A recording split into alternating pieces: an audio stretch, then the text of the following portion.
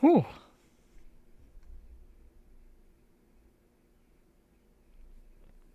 Okay.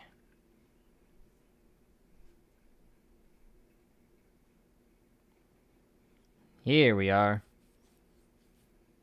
Sorry for being a little late, everybody, but just my luck that anyone who's seen the live streams over on the gaming channel knows that usually when I start a stream, it kind of drops frames for a little while. So I was trying to wait for it to stop dropping frames before I hit the start button, and well, I had the worst dropped frames I've ever had. It refused to listen to me for the past few minutes. I've just been sitting here waiting for it to work, but I had to lower the bitrate a little bit to get it to stabilize, but here we are.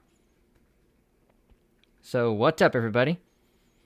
See if Clips is here. What's up? Scrape King, hello. Sal as well. How's everybody doing?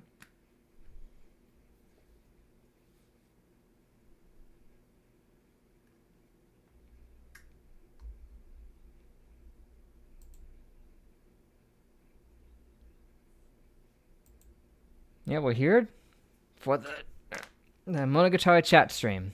I actually managed to get it scheduled for today. Doing great. I'm doing fine. Perfectly fine. Moo Cookie's here too. How you doing? Sal's playing some games. Sounds like fun. But yeah, we can just hang out and talk about the series and all of its minutia. And also, I've got this here. Jazz provided this link to a tier list, so while we're chatting, we might as well try to rank them at some point here. Kizzy, you made it. What's up?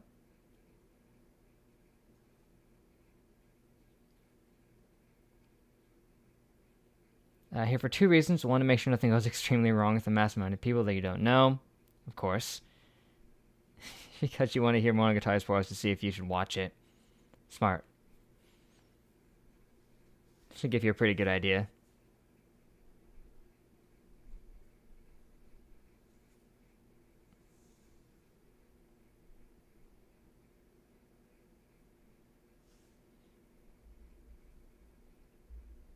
Ah, Alex, hello. How you doing? I was gonna be playing like some of those 8-bit remixes during this, but it was late at night last night, and I couldn't gather them all up to play here. Maybe I'll just play them one at a time. It might not might help just to have something going in the background, you know.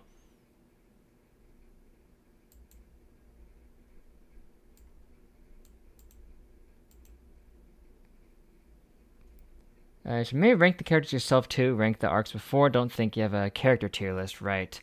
I considered ranking the arcs as well. That idea did come up, so maybe we can do that too.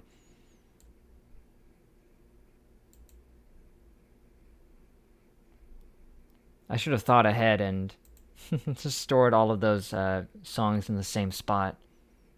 But I did not.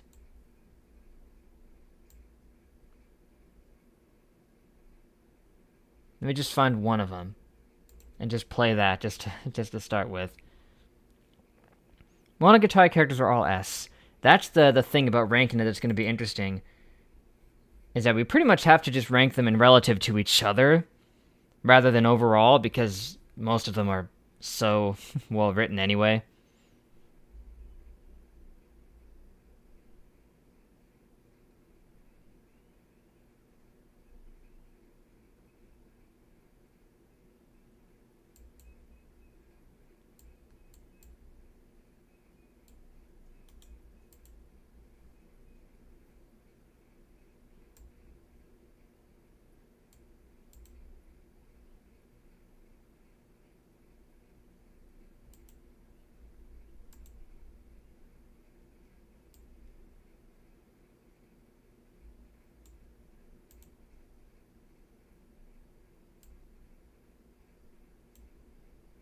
Let me see if I can get the song to work. Let me play it and see what happens. Okay.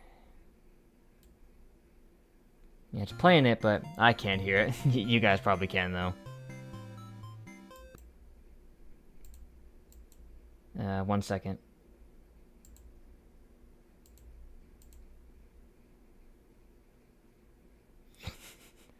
Yeah, Tadatsuru. Obvious S tier. That's, I was thinking about that too.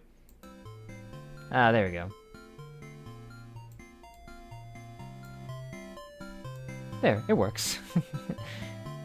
Better than nothing, I guess. The novel's trivia guy from Patreon, by the way. Oh, cool. What's up? Yeah, a lot of those comments you provided were a huge help in making sure I understood everything. Actually, interesting to see where you place Nautico. She has character depth, but her likability is very 50-50 in the fandom. Some want the character development, some just plain hate her. Right. That's where it gets interesting.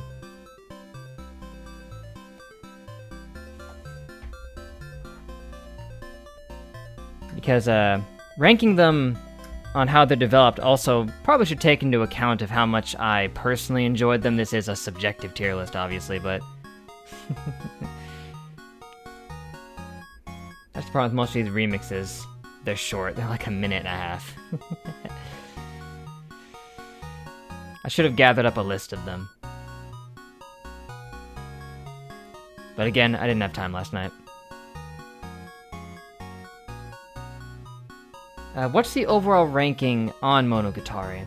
You know, that's something else that I could do, is also go onto my anime list and provide an overall rank for it.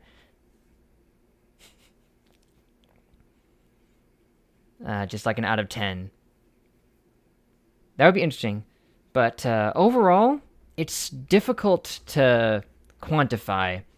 Just the way I've rated things in the past is usually in relative to each other, you know, with the anime that I've seen. But it's I can't give it like a perfect 10. I know a lot of people like to say it's a 10, and that's fair. I can see why, but I don't think I would rank Monogatari as perfect. There are some things about it that are off, but otherwise, it would be at the very minimum a solid 8 or 9, just with how well it managed its character development. Its soundtrack was really, really good, as I've come to learn. I've gone back and listened to some of them while working on the opening skit thing for the next series. And the animation was also stellar. It's really good, but 10, probably not. And that's another good point, Sal, that it's hard to rank it overall because each arc is very different. Just name one of the characters to Kokichi just for the ancient memes. The ancient tier memes that I think I still actually have the video of us ranking them that I could re-upload, but I mean, that's in the end, I don't know which I would name to Kokichi, because Kokichi never even Kokichi had his own tier because I couldn't rank him. Yes, interesting scenes. Many, many interesting ones. Ooh boy. Yes, indeed. Oh wait, it's green. Whoops. Oh well, I guess it just makes it funnier, but yeah. Rank the Nautical arc 10 out of 10 and all the other ones 8 or 9 out of 10. That's probably fair. And now when you said the Nautico arc, she's had a couple. You mean like Nautico Medusa? Yeah, many questionable scenes, but still such a good anime. Like, that's how you could describe it overall. That it has many questionable scenes, but is overall good. Yeah, name one of the tiers to Kokichi. Exactly, but I would have to either make a new tier or just just make F tier to Kokichi, because I don't think I'm going to use it. I mean, there are probably a few characters on here that I would say are relatively F, at least compared to each other. But like it would be unfair to say that they're bad characters overall, really, any of these, because they fulfill a purpose in the story, most of them.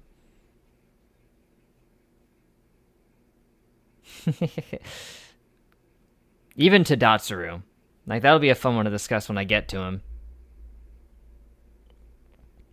Like, in terms of things that were questionable about Monogatari, yeah, anything revolving around he's first on the list, so I can talk about him, I guess, right now. Is Aruragi. Like, the big thing that makes it hard to root for him as a perfect character is his tendencies that are highly questionable. Like, 90% of his interactions with Mayoi will give you an idea of the stuff I'm talking about that make it questionable, is the right word. Problematic, one might say. Like, the running gags with all of that are highly uncomfortable and very messed up. And yeah, his sisters, too, of course. Anything involving that type of nature of the running jokes they did, there's a lot of it, and it is tough to watch, obviously. So you can't truly put any in D or less. I think I can agree with that. Like, as characters overall, I wouldn't say so, but only in relative to each other, maybe. Yeah, my way with Aruragi is like a weird mixed bag thing where it's so awkward and bad sometimes, but other times they actually have really good dialogue, so it's conflicting.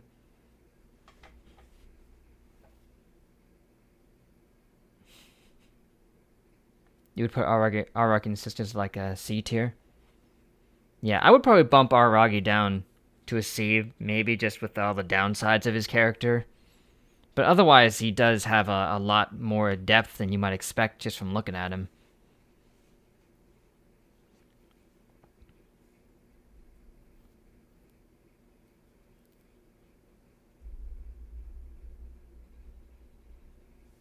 But I think with the fact that he has those tendencies that he very frequently displays towards people he shouldn't, it automatically knocks him out of S for me. Just as a person, that is not good. Because S is reserved for characters that's like, yeah, they did they're pretty perfect all around, but there's a few I have in mind that could fit in S, but I don't think I can put him in S.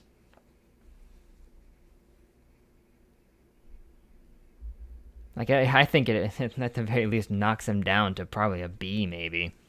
Because it's severe. Like, if he didn't have that, it would be hard not to place him really high up.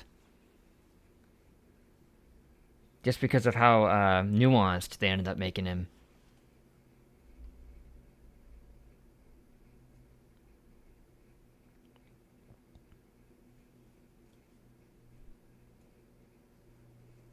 Right. I mean, him being awkward isn't a problem. It's his tendencies towards characters like Mayoi that upset me. Our review is at most a B and at least a C. I can agree with that. That's about where he falls with me. Can we address his memory too? I mean, if he did not forget, he would not have a story for some parts. That's true. His forgetful nature was just something they always kind of leaned on. That he just forgets things all the freaking time. And I think there's probably a character reason for that. Something to do with him repressing his past, but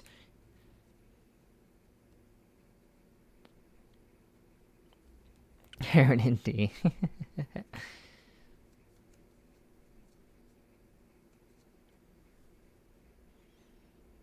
Overall, I think Araragi will fit squarely as a B tier character, knocked down significantly for his flaws, but still managing to make him human. That's where I would put him. Now we can get into a character who I remember this guy, but I don't even remember much of anything about him. He was one of the vampire hunters in Kizu, was he not?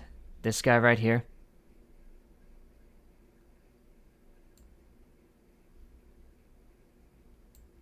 Now, I can't even remember what became of him. He didn't die, did he?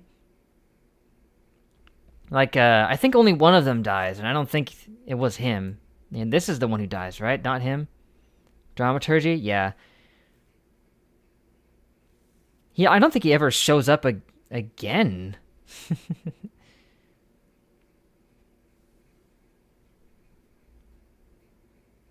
Yeah, he doesn't die, so it's weird that he doesn't, like, show up anymore, because Episode, on the other hand, shows up all the time. He shows up like 3 or ish more times.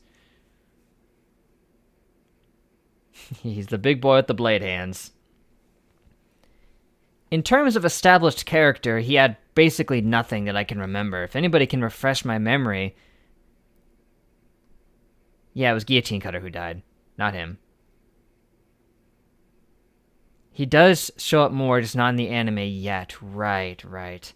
He gets to show up more in the parts that weren't adapted. Good for him. But as far as we've seen, we don't know anything about him. Nothing got established. He didn't do much. He got, like, strung up by the vine things that Aruragi did. I think that was him. Pretty sure, but otherwise, he was kind of cool. He had the blade hands, but he, as a character goes, is not... There's not much.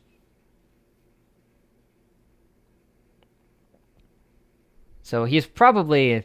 Like, if there's any contender for F, it would probably be him, but...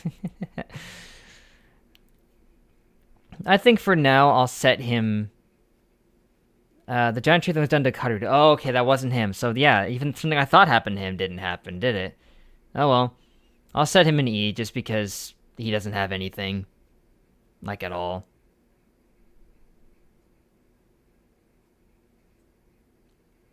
Yeah, the movie has cut all of his dialogue. Yeah, because I'm only going off of the anime here, I was left with nothing. I'm sure there was more to him, even in the original novels, but we didn't get anything. So he's just pretty blank.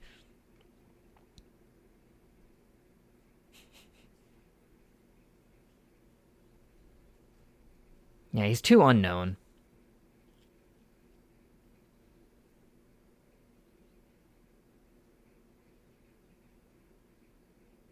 Yeah, I know for a fact there's a lot of language stuff that gets lost in the English version. They try their best to translate it in like subs, but it's hard to grasp.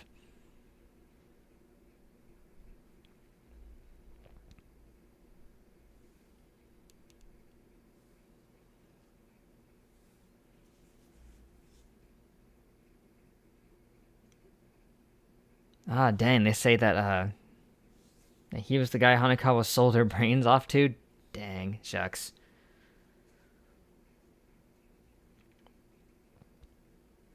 What do I do for a living? Interesting question. I work at a local business, mostly to get most of my money. A little bit here and there from YouTubing stuff, of course.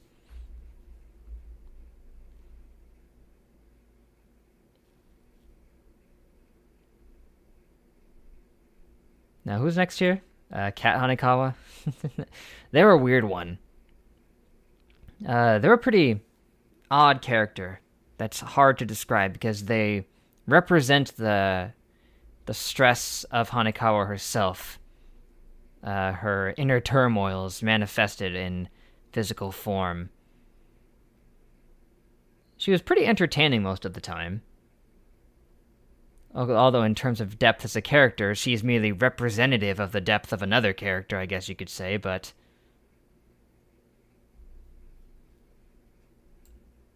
in terms of her own thing, she's just an apparition. She was always very violent, I remember that.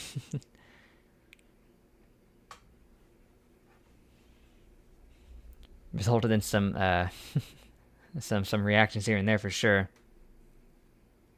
A+ minimum for the cat tongue twister they had her do. Oh yeah, that.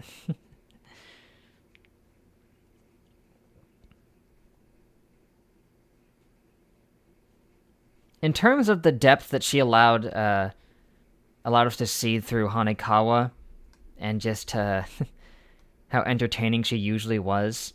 Also, in general, usually being fairly fan-servicey, but not laying it on too thick, which is kind of rare for this. I think B would actually be fair, and Alex agrees. So, yeah, I think B is probably about right.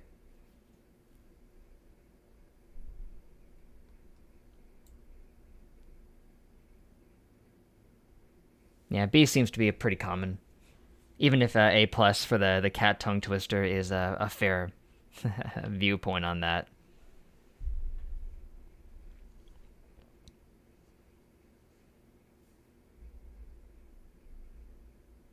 Now, we reach episode. And that's interesting about this, is that it's mostly the vampire hunters who we saw in Kizu who got the least amount of focus and development on them. Even episode, who we got to see more than once, still didn't have much going on, because they are some of the only characters who even show up that don't have arcs focused on them. They're not the only ones, but some of them. There's a few other notable examples here who don't have arcs centered around them, but the vampire hunters are notable examples of that.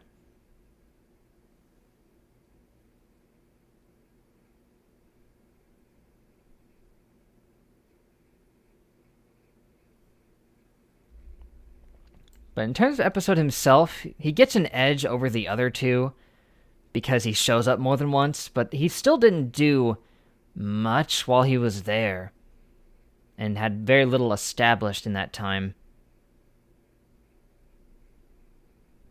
And I don't know, I'm not sure I really liked him. He has an interesting way of fighting, though, just flinging a giant cross around, which is unique, I guess.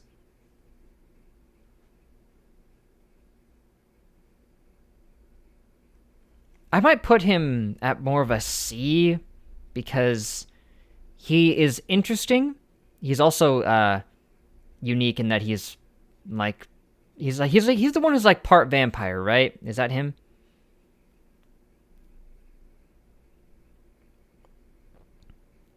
I think that's him. Like, he's definitely one of the more unique ones of the bunch.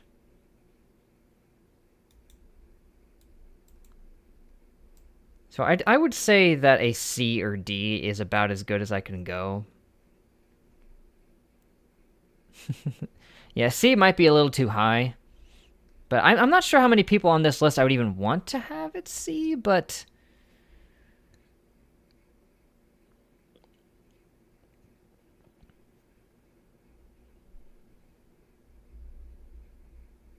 what basis are we rating? Mostly just how well established they were as a character, and how entertaining they were to me personally.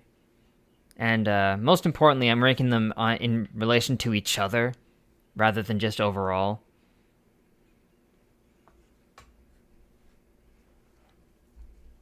It might be a little too high to say C, because there's probably better characters who would fit in C, but... because it's like it's hard to say much for him, other than that he had potential to be interesting, but not much was done in the anime with him. He usually just kind of stood around. He did get the really cool fight with Aruragi and Kizu, though, where Aruragi went nuts on him and just bashed him in, which is cool. But still, I think he might have to rest in D tier. For now, it's kind of hard to put him in D because I don't think he's bad. Because once you hit below C, that's when you start hitting below average. But I think he's more just like a straight mid character rather than an actively bad one. But I'll leave him in D for now, just to reassess this later.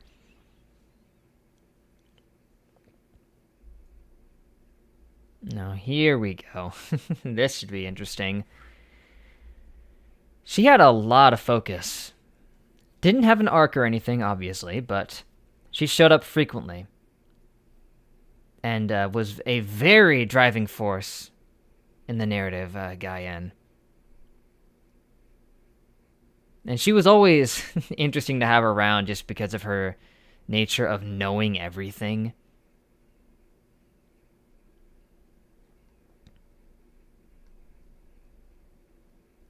Yeah, I think she might be the first one I could rank as an A. I can't justify putting her anywhere below that just because of how interesting she was, and she had a lot of stuff going on. In terms of depth, we didn't get much, obviously, but I don't think I can rank her as S just because in terms of character depth, she didn't get much. In terms of her significance to the plot and how fun she was to just have around, I would say an A is pretty solid for her. She has nothing to really knock her down. I would think an A is good. Although there are some questionable things about that. Like, she knows literally everything. And that presents quandaries.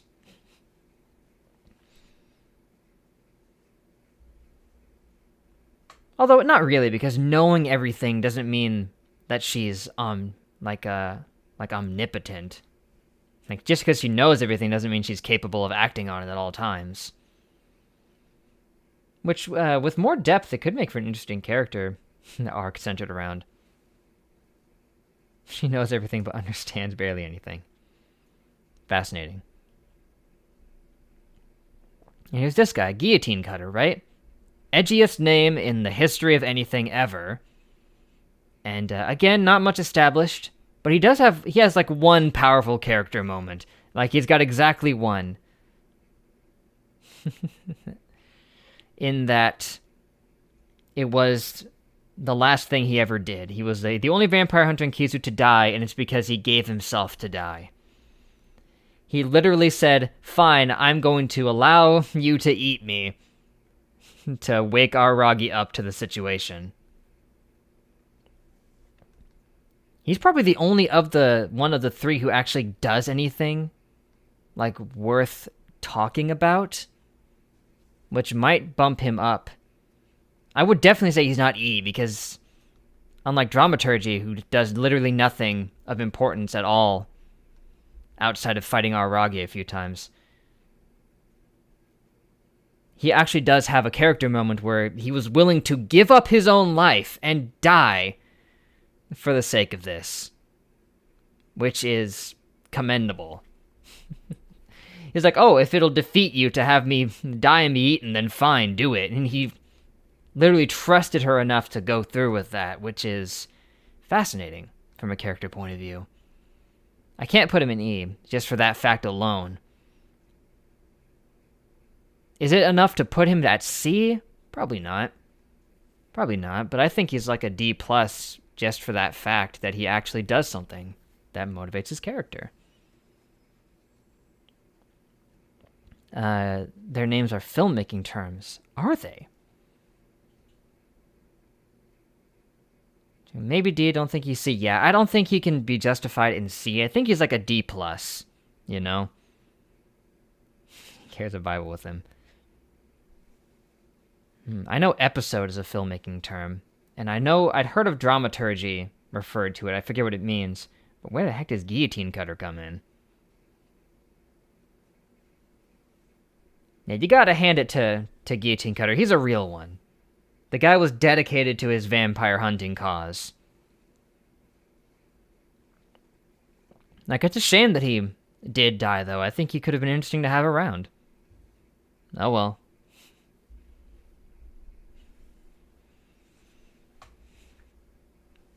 Now, the Hanakawa. This is a character people have a lot of takes on. I've heard at least one "I hate Hanakawa" before. But in terms of depth and everything that has been established about Hanakawa, she's one of the most fleshed out. Dramaturgy is the theory and practice of dramatic composition. Neat. And a guillotine covers are cool for cutting film stock. That's a pretty cool thing. Sorry you're so late. Don't worry. It's all good. Love Hanakawa as a character, but you'd hate to have her around in real life. Yeah. I wouldn't hate to have her around necessarily, but it's an easy choice to put her at A or S. She can't possibly be below that. That's for sure.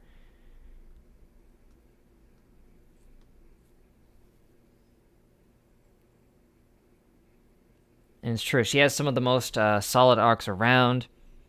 He's interesting. She was always entertaining, too. And Aruragi's perspective of her made way for some fan service, but at least it was fan service that established Aruragi's character as a teenage boy, so there's that. If there was anybody so far who I'd put in S, it would probably be her. She doesn't have much that really detracts her as a character that I could lower her for, but if it was an S, it'd probably be a low S anyway, comparatively. You keep pointing out your mistakes. That's true. That might get annoying pretty fast. I'll put her at A for now, and let my thoughts on her get more established. And oh my gosh, this will not be fun. Or maybe it will. I don't know. Kaiki.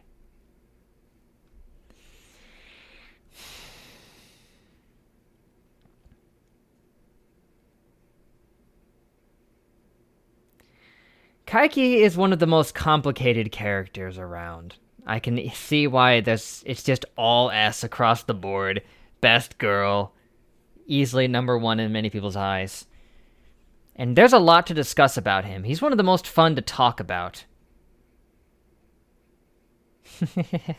Allow me to talk about him before I put him in S. Because Kaiki has a lot going for him. When we first see him, they present him outright as a lying scoundrel type. He is only focused on money and nothing else. Pure greed seemingly motivating him. He was willing to deceive children, specifically targeting them because they were easy marks. Which is obviously not cool. They present him out of the gate as being a character you're not supposed to like, or at least I felt like that's what they were doing. And Aruragi in particular doesn't like him, which would be why he was presented so negatively, I guess. Jeez.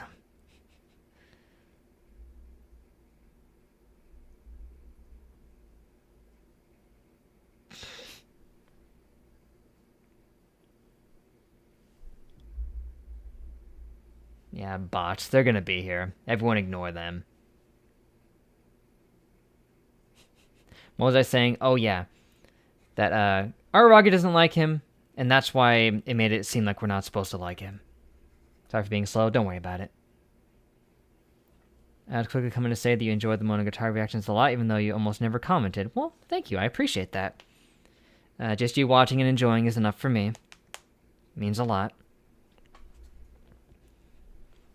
But Kaiki ended up being very well established as a character. He had a lot established in the later arcs where we saw him last. Before that, it would seem like he was almost one-dimensional. That it's just, he's just the guy who only cares about money and he'll do anything as long as it can make him some money, that's it.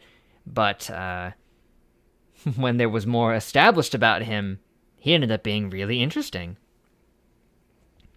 Just that the reason that he only cares about money is because his personal relationships backfired on him.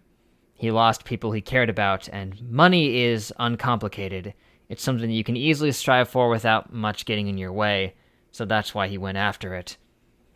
Go visit that website. Do not do that, I swear. And that really he genuinely does feel remorse when he screws people over sometimes, like what happened with Senjugahara. He went out of his way to sabotage the cult that screwed over her life.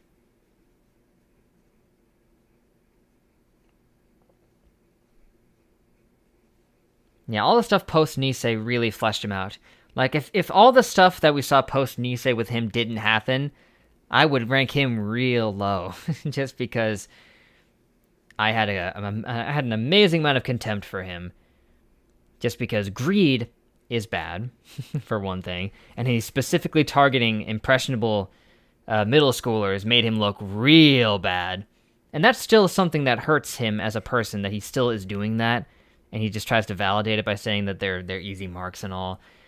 And at the end of the day, he doesn't really believe, sort of, that the curses he sells people work, even though he's seen that they do, but it's a thing.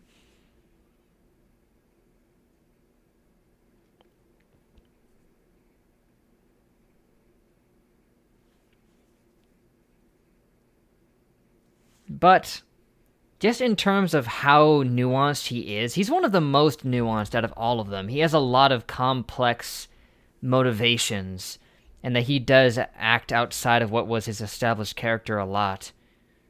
So, here. You can be the first one to grace the S tier, Kaiki.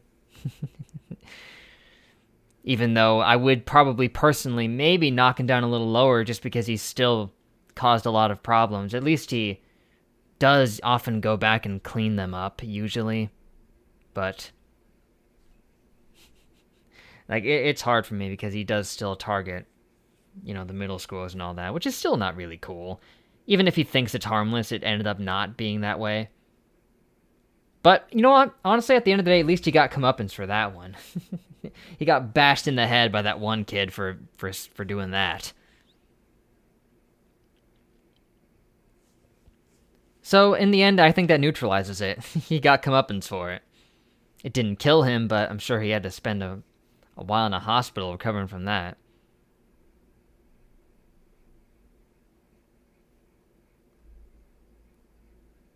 Yeah, now putting her at A makes more sense. That's true. It was Ogi who told him to do it, but he still did it.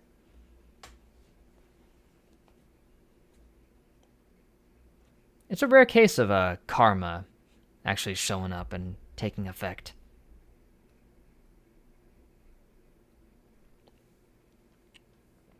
And here we have Suruga. Yeah. She's next up. Suruga had a lot of arcs dedicated to her. And she was good. She was great, honestly, but I might not put her at A, personally, because she was one of the characters who, especially early on, had a lot of what one might call fan service dedicated to her, and it's really awkward and weird given the circumstance.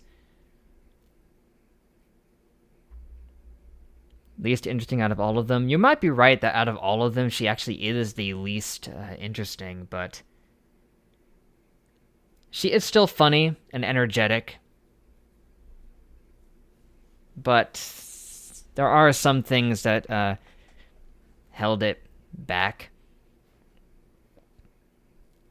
Maybe some people would be drawn to her being as perverted as she was, just in general, but it just made it weird most of the time.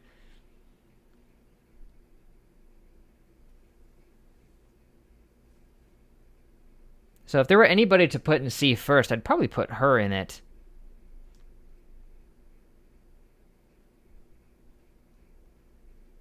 Like, I don't think she's as in-depth of a character as, say, Aruragi.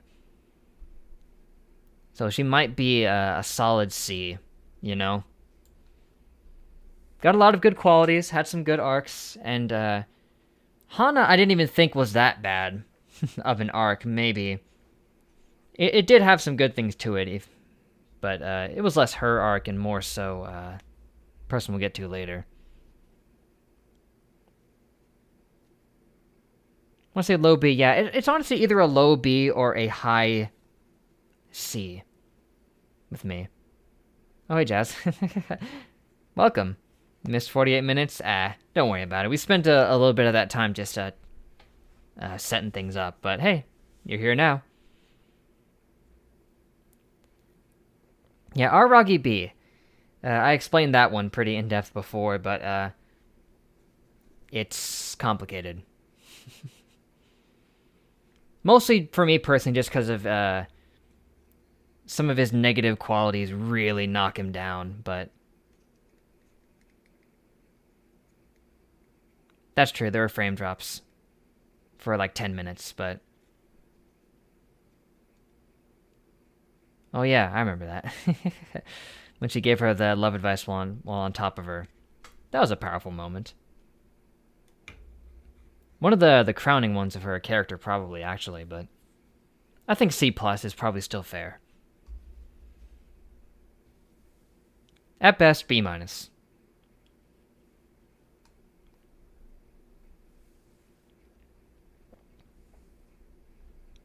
who's next? Karen.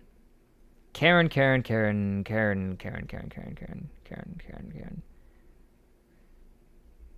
This is a hard one. Just because, yeah, C, low C. Probably. She's pretty mid, unfortunately, if I may say. Because she doesn't have that many arcs centered around her. She had like one, and even then there wasn't too much focused on her in it. Aruragi's just S for you. I can understand why. Just because he is one of the most complex and nuanced characters of them all. And I would put him at S if it wasn't for the fact that he, his tendencies towards characters like Mayoi and young Hanakawa, for example, in that one time he traveled back in time. You know, that kind of stuff hurts him as a person. Yeah, the sisters are hard to place.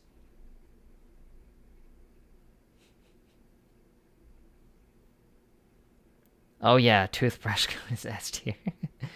Does it? To me it does, but if it doesn't, then it's an opinion.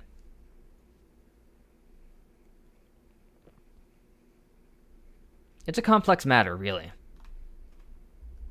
Man, I still don't know where I'm gonna put her. She has like one arc, and there wasn't even much to her. It was informing a lot about Kaiki, though, interestingly enough, and Karen B. And she is involved with the toothbrush scene, which is legendary and iconic, but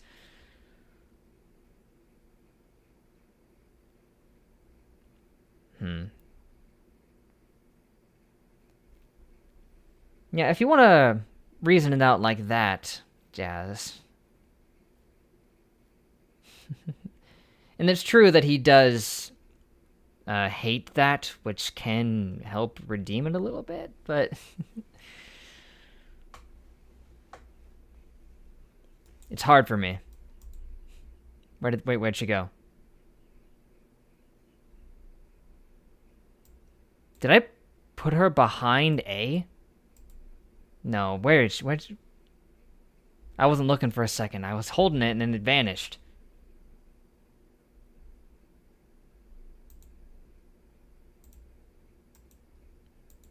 That's weird. Great, she's in the void now.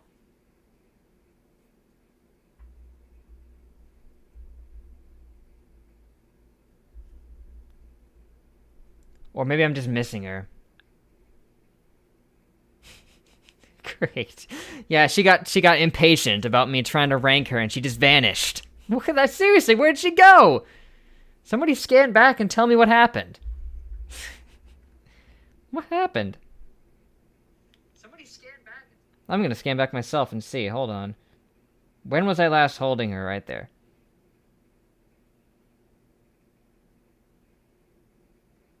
Okay, watching. Yeah, she just... Oh, okay, she went back down to the list. Okay, fine. Found her.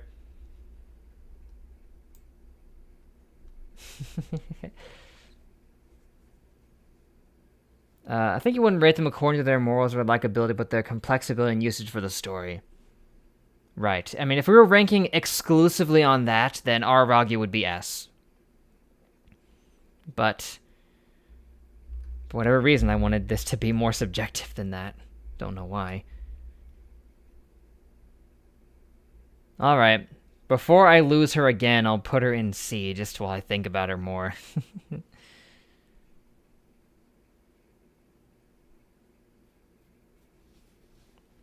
I'm ranking them based on how I see them and how I perceive them. Which is maybe a little too subjective, but I don't know.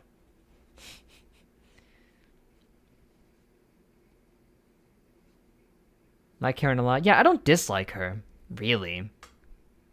I mean, maybe a little bit. She is constantly... I mean, not constantly, but a couple times she gets onto Aruragi in weird, awkward ways. But...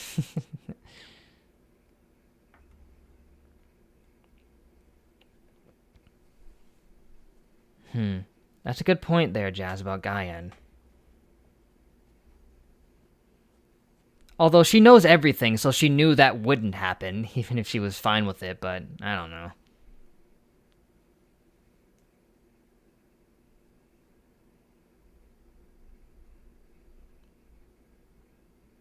Oh yeah, Mayoi, she's next. Great sidekick, amazing at guiding Aruragi, solid A. I think you might be right.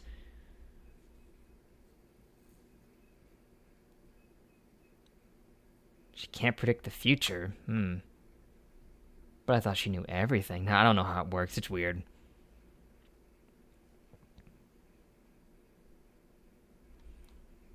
Just so I can discuss Mayoi a little bit. Any problems that could arise are not even her fault. That they arise out of Aruragi, so that can't hold her back really at all. Other than just the fact that she was involved in those scenes that were uncomfortable.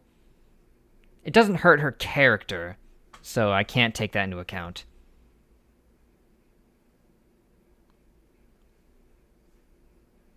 Like, just as she was as a whole, I would say at the very least an A tier is fitting. She was at least fun to have around, as Moo Cookie just said. And it's tragic. Tragic as heck. And she kept coming back a lot.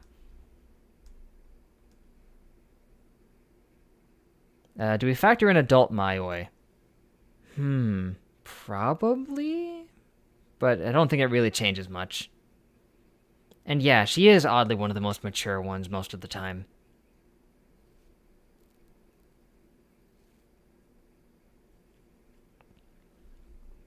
It's paradoxical. Despite the way Aruragi treats her, she is actually very intelligent. I'm going to put her at A. She deserves to be at least at A.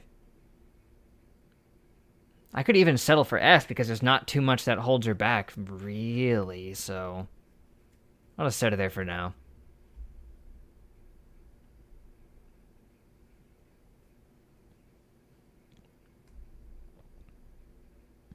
And here's Oshino. Also, Hanakawa Morley is probably the worst. I knew you would, think so.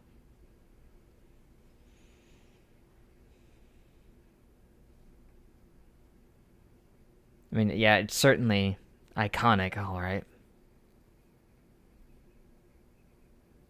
Yeah, the meme, the meme, if you will.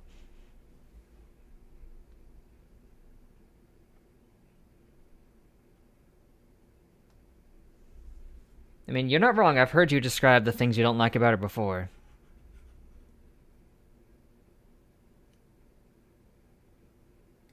Yeah. But Meme is a character who doesn't get much fleshed out about him, but he doesn't really need to. He is who he is, you know? And he was definitely one of the ones who was most fun just being there and getting stuff done. Not too much bad about him, really.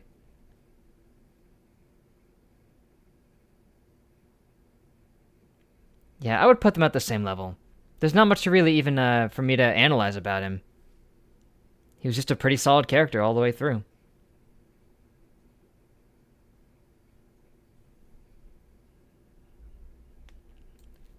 I think he sits below S just because, again, there's not much that nuances him that we saw in the anime. But he's great. He's enjoyable. Oh my gosh, what?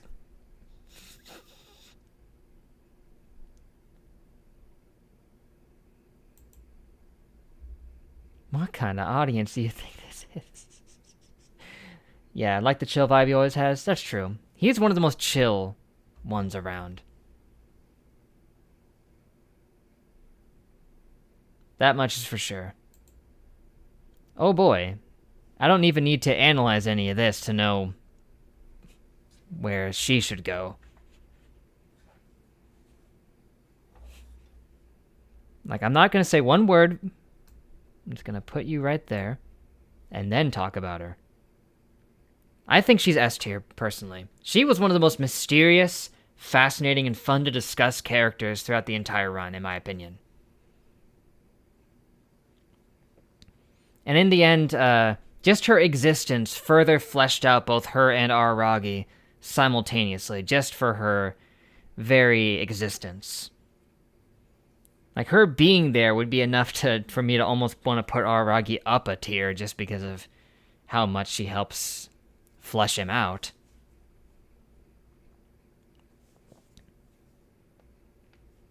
And she was fun.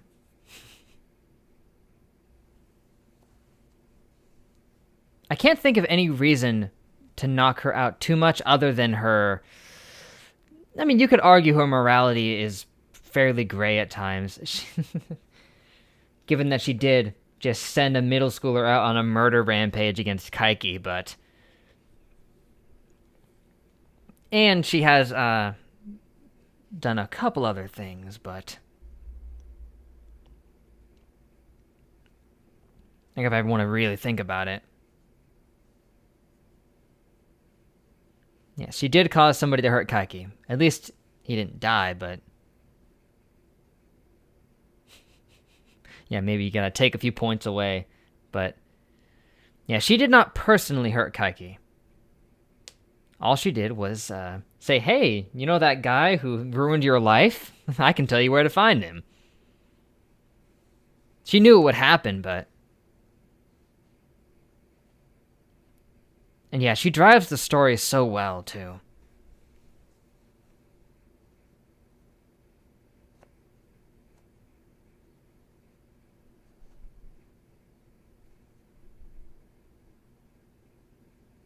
Yeah, she tried to say that if anybody got hurt, they deserved it. And I did say earlier that Kaiki did have it coming,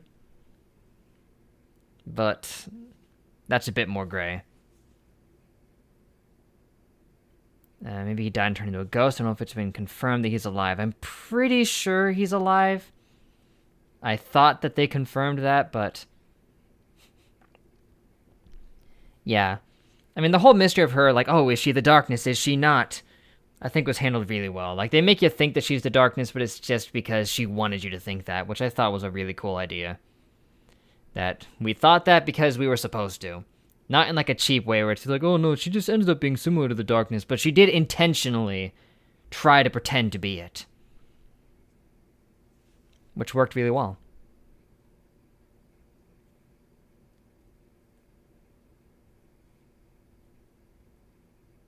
Yeah, I think they were trying to argue that when he shows up in S2, that he was a ghost, but I'm fairly certain that he was alive during that.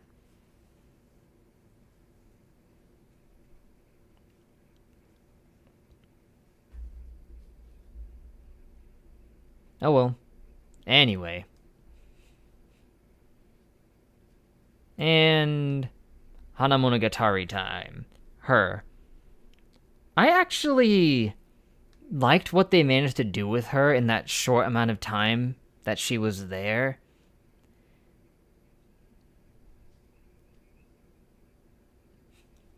Hi. Will we reiterate the tier list after going through all the characters? I'll look it over a second time and see if I want to swap anybody, but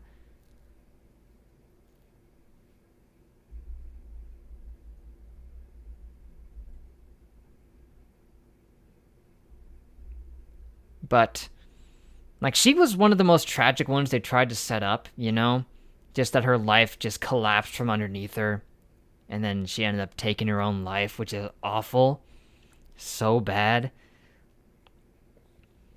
She was a good character for the arc she showed up in. And she had a conclusion. A good one at that.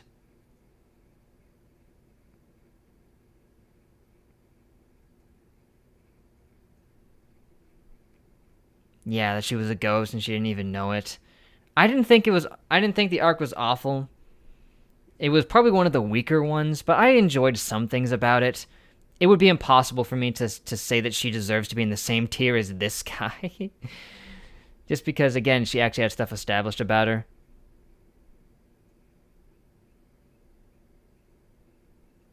I can agree with that her arc might have been a bit forced. It felt like maybe they did ham it up a little too much, but... Like, maybe they were trying too hard to make her sympathetic. And she didn't have too much to flesh her out outside of her tragic past. She's not on the same tier as Saruga. But I would put her at least a D. I would put her D+, personally, you know? Like, I think she has more to her then episode, and maybe about on the same tier as Guillotine Cutter in terms of what was established, but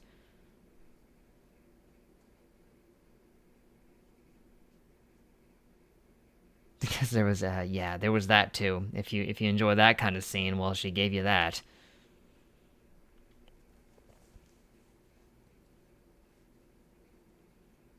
That's a fair point, Moo Cookie, that it can take away from it when you know Aruragi doesn't die because we see him there because it's in the future.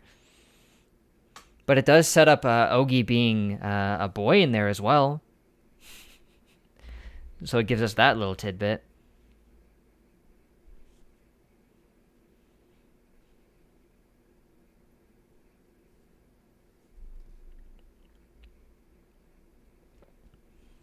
So I think she sits pretty fairly over there in terms of relation to the other characters. Something I got wrong.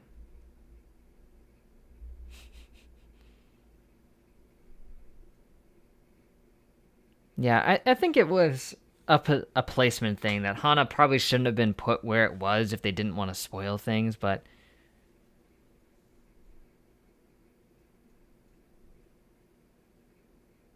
oh, are you saying that it doesn't have anything to do with Soku? She's just using it because he doesn't need it anymore? Dang. I thought that was just like a leftover from when that all happened. Oh well. If that's the case, I rescind it then. Anyway, Sadachi is next, right?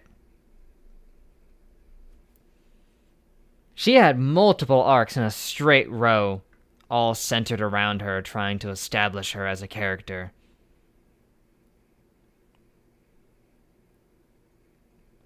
And I felt real bad. So bad, everything that happened. And it wasn't in a way like what they did with her, because it didn't feel at all forced. Like, yeah, everything with her felt forced, maybe just because they had to rush it out so fast, but Sadachi, dang, she was a pretty good character. And her voice actor, definitely top tier. Totally. Oh, hey. A little late, that's alright. It happens. Like, she's a very realistically tragic character. And someone who I can have so much sympathy for. Like, the arcs about her were really, really good.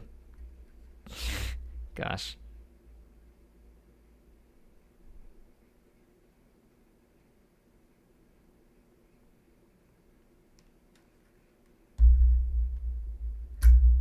Yeah, I checked Discord alright. And I skimmed through the majority of that.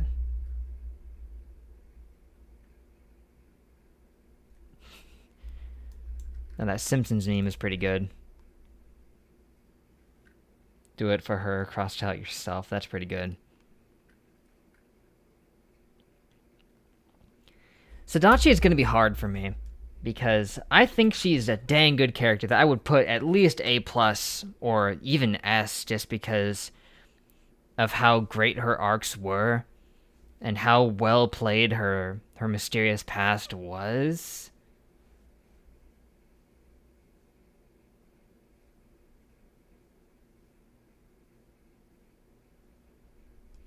Like, at the very least, her arcs left me wanting more of her character, and seeing her again in Zoku just was a gut punch.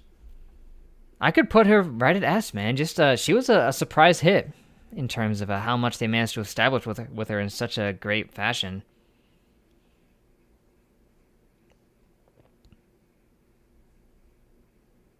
I think I'm going to put her right at S, man. It's either that or A+. I think I like her more than some of the characters I put in A, so I think she deserves to be an S. Personally.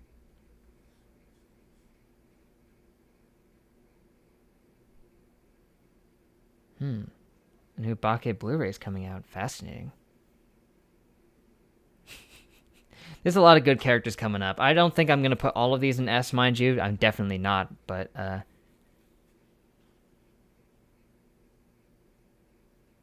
Yeah, her portrayal in Zoku was devastating. Just seeing what her life would have been like if things played out differently and how she could tell that it wasn't right. Ugh.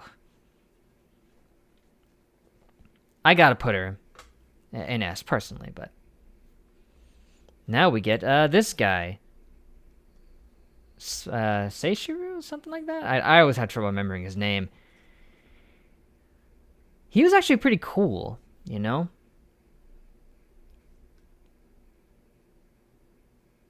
Sister would say C, not bad, not great. Toxic boyfriend vibes, totally toxic boyfriend vibes. Definitely, 100%. He was he was a cool samurai in the past. He got forcibly turned into a vampire and immediately tried to kill himself as a result of that. But then regretted that decision, was like, nah, let's get back together in a really kind of clingy way. But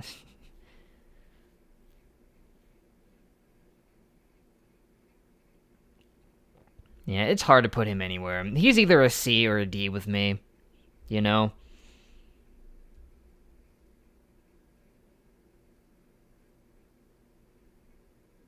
He's worse than Dramaturgy. And Dramaturgy had nothing. He was a blank slate of a character.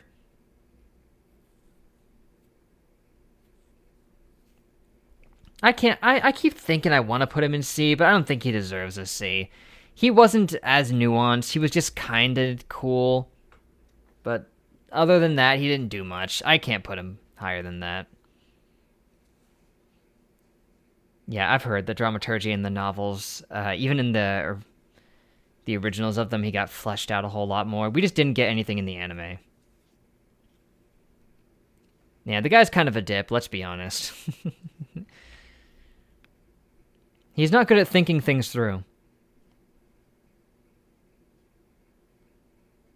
Yeah, he was cooler before we met him. After we met him, he just kind of seemed like a total flake.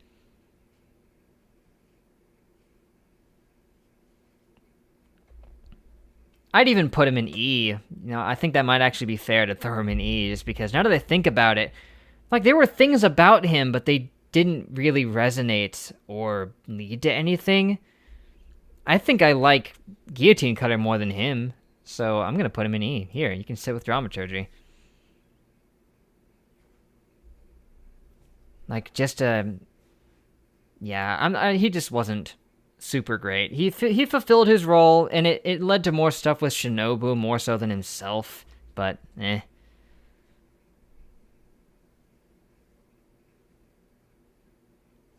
Yeah, exactly. He helped Shinobu, but that's all he did. Heck, he even helped out Saruga more than he helped himself, and that says something.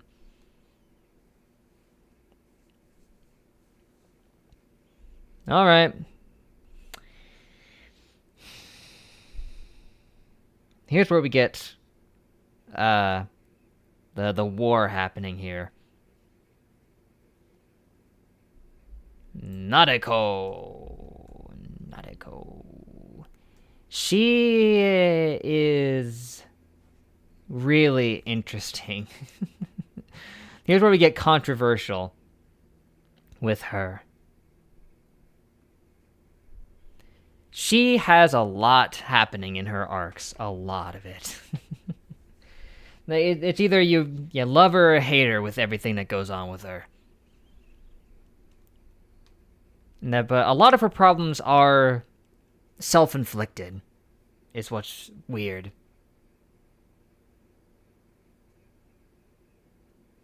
Like, that she didn't want to be just known as cute, so she attempted to hide her cuteness, but then in the end, all it did was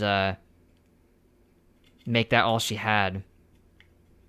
And then she repressed all of her emotions. They built up within her until they exploded out, and she also turned herself into a snake god. But to be fair, part of that was Ogi's fault.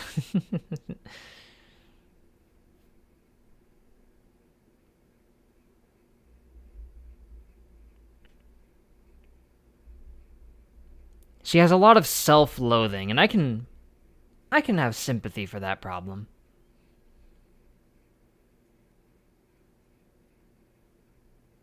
Yeah, but in Bake, it didn't seem like she had anything going on, only it seemed like they were alluding to it, like when she broke down and cried when he saw her snake scars on her.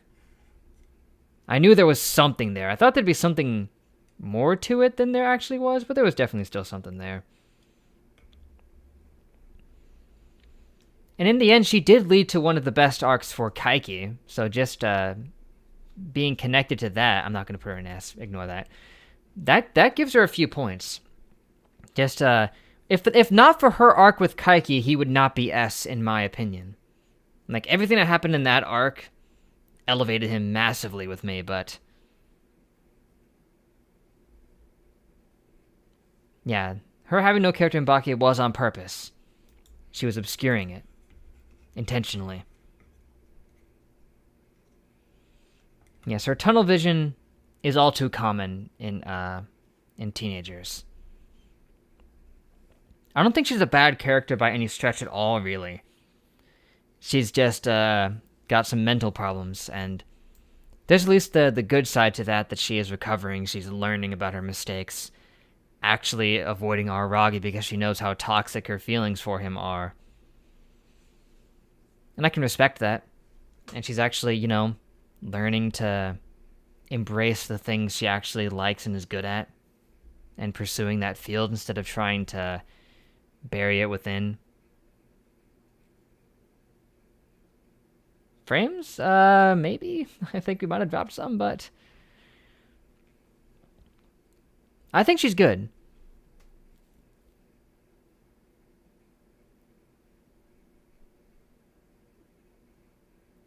Yes, and the freak out in Nautical Medusa was, oh boy, that was something else. They're slamming down that door and shouting at everybody.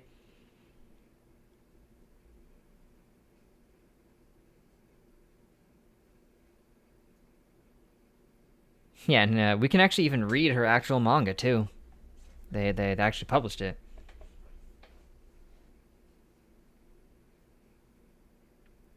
Honestly, I think she might deserve a spot in A just because she ended up being one of the more interesting characters in that she's very flawed, but understandably so, and growing to better herself with them.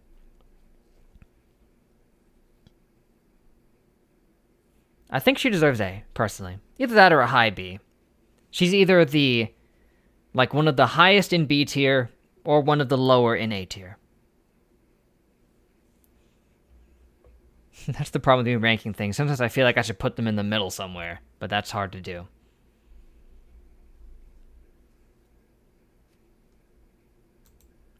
Let me see if I can up the bitrate a little bit, just out of curiosity.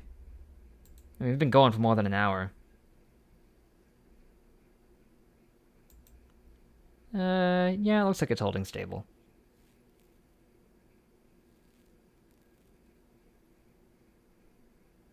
Yeah, you might have a good point. I guess in terms of personal enjoyment, I think I enjoyed the stuff with Sadachi more, and that's why she's an S, but it's all so subjective. Because as most people say, most of these characters, just as characters overall, would be S. They're just being ranked in relation to each other and how I felt about them.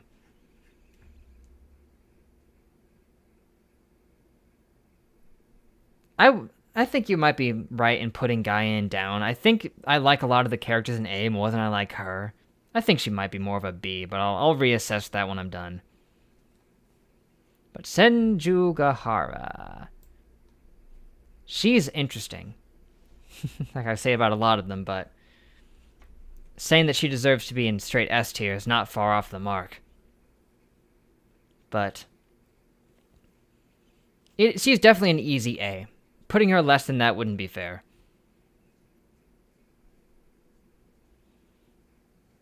Does make it a good point that she started strong but fell off, and you might have a point because it is true that a lot of the arcs later on, she doesn't take part in them. She's either not there or just relegated to a small cameo role. But her wholesome relationship with Aruragi is very, very nice. what we did get of her was interesting. But really, she actually ends up getting kind of sidelined a few times, which is kind of sad. But that last moment with Aruragi was a peak moment for sure.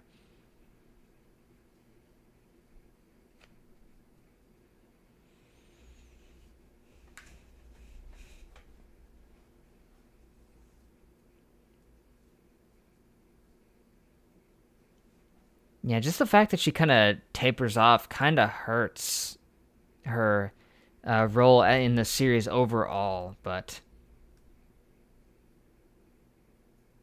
that's just because her story basically gets completed, and then she's just a strong character, like you just said, yeah.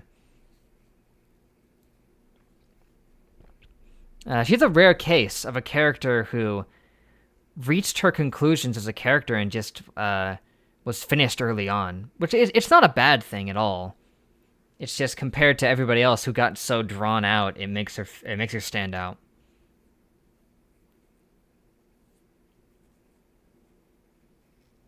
Like it wouldn't be fair to knock her just because she didn't have as many arcs dedicated to her, because hers just finished very quickly, very strongly.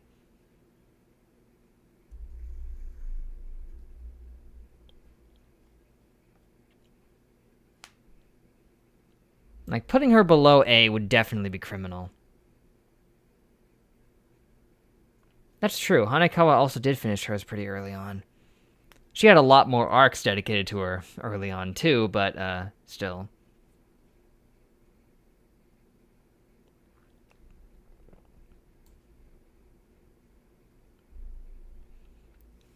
I'm having difficulty trying to truly justify her being an S. Like, I think she's missing some kind of like X factor that keeps her out of it somewhat, but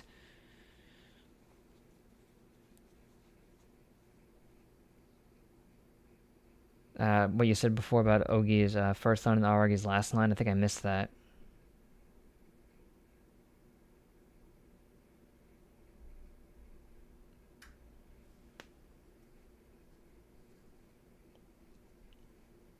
I might just have to leave her in a high A tier position for now.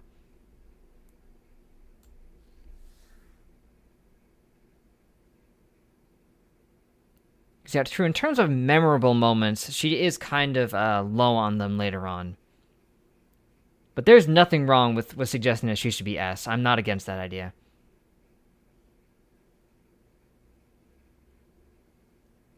That's a good point. Her convincing Nadeko to give them 6 months was a huge power move there.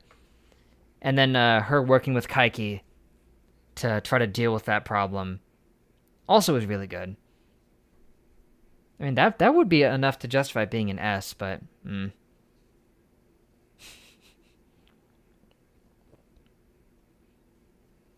episode 12 is quite memorable, for sure. She's alongside Nadeko, though. That's a good point. She's definitely above Nadeko to me, for the most part, in terms of a character.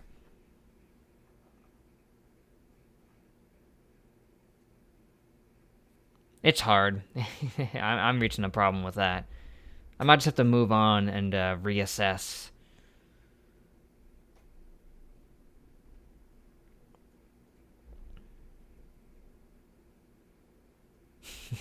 The way she just shuts her down. Yeah, that was something. Alright, Shinobu.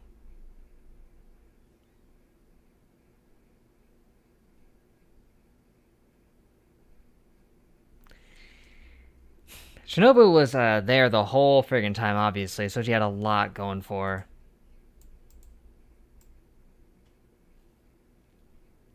She gets even better with post-anime stuff. There's never enough tears, but...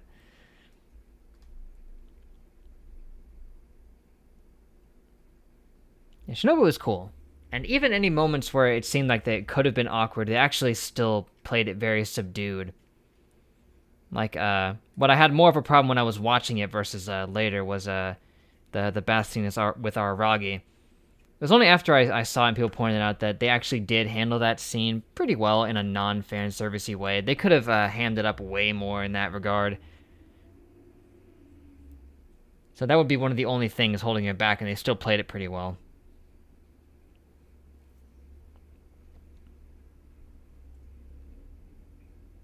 S clearly stands for Shinobu. Yeah, she was very, very consistently good throughout all of it. It would be hard to put her below S, just in terms of everything that she was there for and all the moments she had. It would be impossible to put her below that.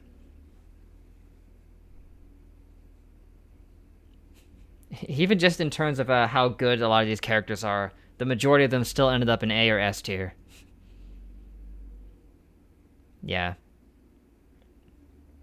Okay, woo! This will be the most interesting character to talk about who had so much depth to him. And all this nuance and complexity. No, he didn't have any of that. Gosh. Poor Tadatsuru. Tadatsuru was... Oh, man, he was almost nothing. It's so weird. He shows up as an antagonist at the very, very end of that one arc, only alluding to him when he kidnapped Aruragi's sisters.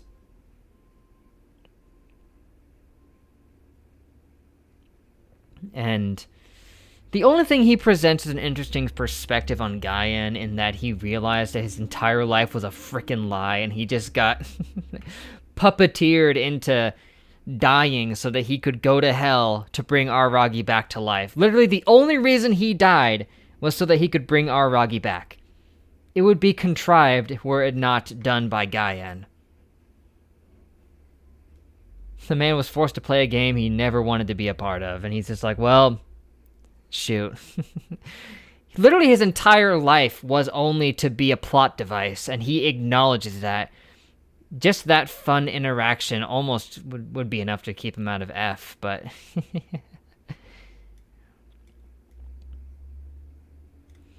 I actually like the idea of him, that he is a minor pawn in this game, and he absolutely knows that. That's his entire point, is that he knows that he's meaningless, and he has to deal with it. I can't put him in F for that reason. I don't think this show has any F-tier characters. I mean, maybe you could argue a couple of these deserve it. Maybe dramaturgy, at least how they depicted him in the anime, is F, but I think F is only for a character who actively sucks, and none of these actively suck that bad.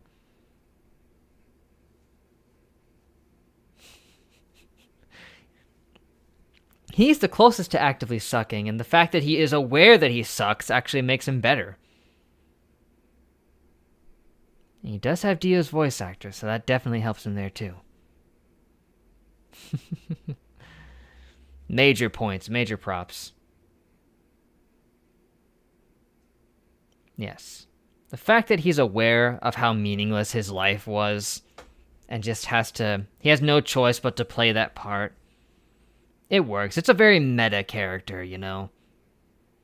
Basically an NPC who knows he's an NPC. He is not but part of this side quest.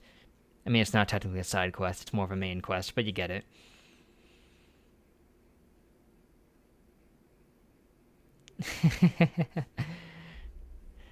Yeah, if nobody makes it into F, I'll rename it Kokichi if I can. I probably can, yeah. Yeah, Gaian set him up to kill him. I mean, I don't think she literally killed him, right? Wasn't it like that he was like cursed and condemned to hell because of his experiments with the dolls? But she did orchestrate that, so yeah, she's responsible.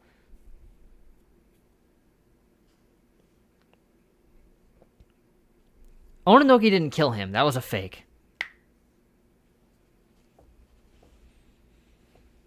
Like, we thought Ononoki killed him, but she didn't actually do it. That was a puppet that he was controlling. Now we have Tsukihi, a character who is intentionally surface level. Yeah, it was just his way to look outside of hell. Which I guess he can't do that now, so...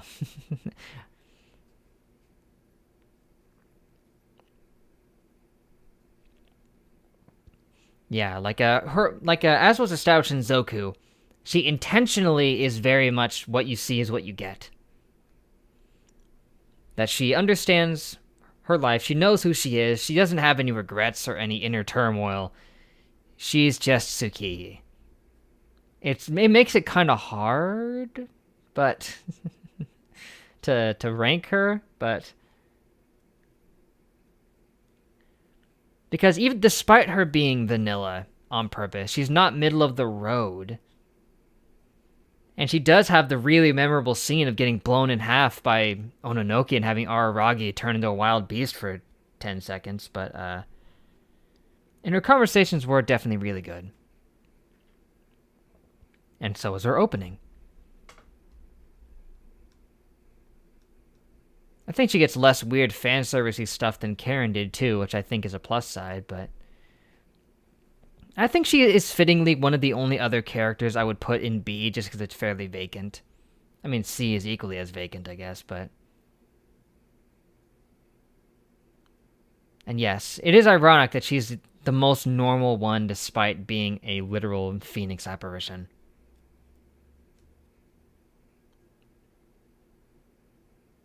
I know, I said less. I didn't say she had none. She definitely had her fair share, like when Aruragi grabbed her boob to try to to see what was going on. And the bath scene, but...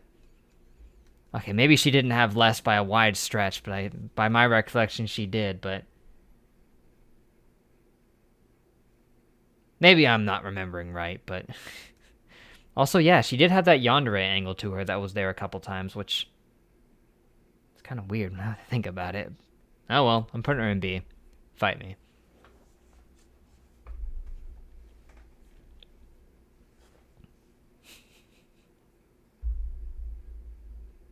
Yeah, maybe I just blocked out some of the stuff with her, but... And that's true. The toothbrush scene is like 7 or more. Dozens of them.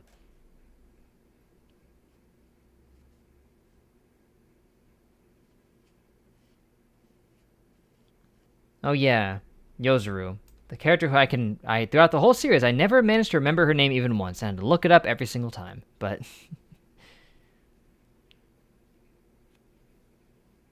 Yeah, she was less weird with Aruragi specifically. Aruragi was more weird to her than she was weird to Aruragi. But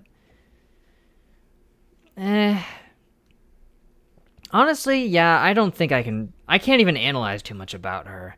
I think she's probably a very easy C. She's there. She fights a couple times. She beats up Aruragi pretty bad.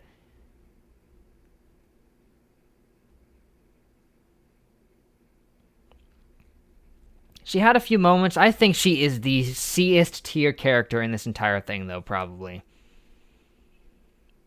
Just straight up C. I could even argue for D in some cases, but I don't think it would be fair to put her alongside some of them, so I think she's a pretty solid C. Look how even this is. Gosh. I wouldn't justify putting her in D, but she's a low C in my eye. And that's true. The thing about not touching the ground does make her interesting. But otherwise, she's not very fleshed out at all. Well, we've only got one left. Ononoki was for some reason placed at the end of this. I don't know why. I don't know what it was about Ononoki, but whenever she was around, I always liked it. I don't know why. I always just kind of liked Ononoki. And I liked her Mirror World counterpart a lot. Just her being so heavily expressive was a lot of fun. And she's there a lot. She's surprisingly there all the time. When I first saw her, I thought she'd only show up on occasion. Nope, she's there nearly every arc. she's quite common. And she's very funny. Definitely one of the funnier ones. Mm-hmm.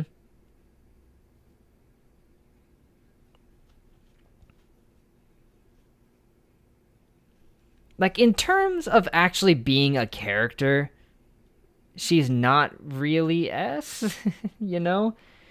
She's not super nuanced or fleshed out. She's involved in a lot of interesting things, and she's cool. And she is interesting as an apparition. I wouldn't put her at B, just because as a character, I enjoyed her being around more so than a lot of the ones in B, minus Aruragi, but...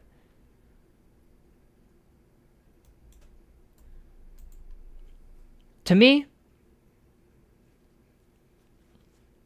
I think she's one character who I would put at S just for, like, purely personal reasons. Just because she's cool. Like, out of all of these, I think she would be the most personal one to end up in a tier. Also because I felt ripped off that they cast out her mirror counterpart so fast, but...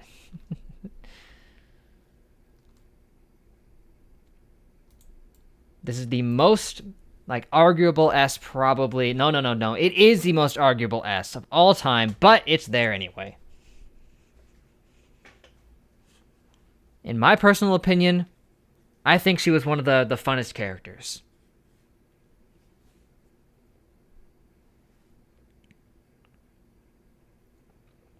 One of the most cursed things literally ever. I didn't see it that way.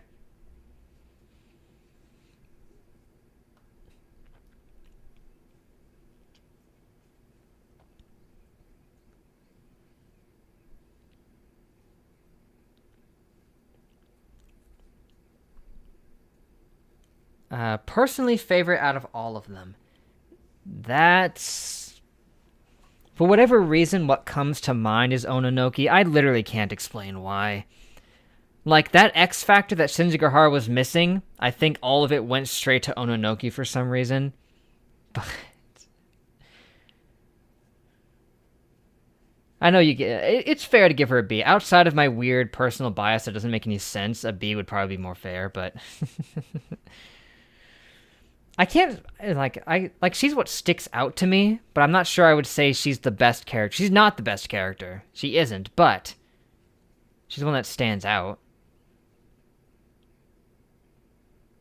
Yeah, it's weird. Like, she's just really entertaining for no reason that I can possibly figure out. And I guess he likes her too because she shows up so often, but...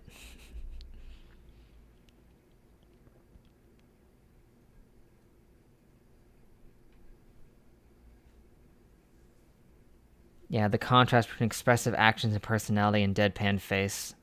I think that's one of the things that just makes her engaging to have present. I think someone tried to say they thought it'd be Kaiki. Kaiki is not my favorite character. He's one of the most interesting and fleshed out, but he's not my favorite.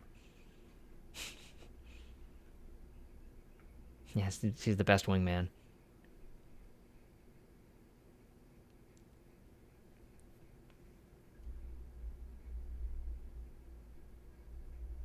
Yeah, and Orange Mint was really good too.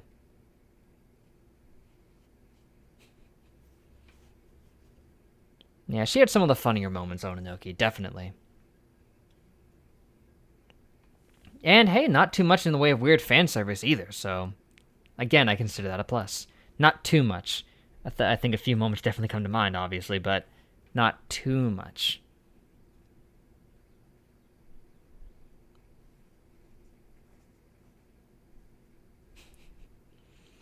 Well, that's everybody on this list. I'm going to name this one Kokichi just because. Not because it was F tier, just because it was the only one not taken.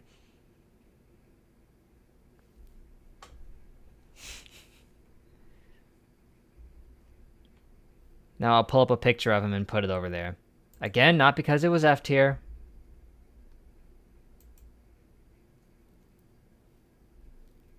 Yeah, she had the foot scene. Again, not too many. Kokichi's a character in Danganronpa 3. That's who they are. It's a meme.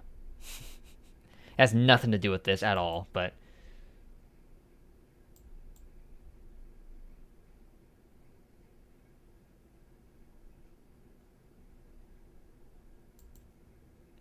Peace, peace. Do I just have any pictures of Kokichi lying around? I don't think I do. Oh, wait, here's one. Oh, I just opened it. My bad.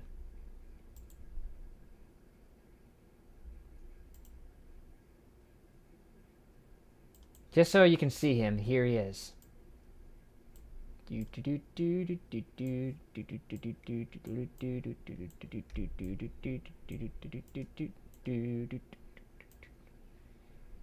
And I didn't crop that right. Hold on. There you go.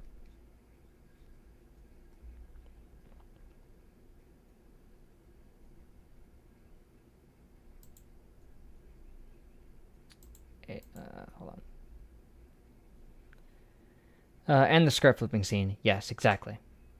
I knew there were a couple in there, but saw the Danganronpa anime when it came out and remember nothing. Well, you wouldn't have seen him then, probably. That's true. The foot thing did actually serve a narrative purpose, too, and it wasn't just there for fan service. So there's that. Do I have an estimated time for the new reaction series start time on Patreon? If all goes according to plan, the earliest will probably be Friday. This Friday, probably.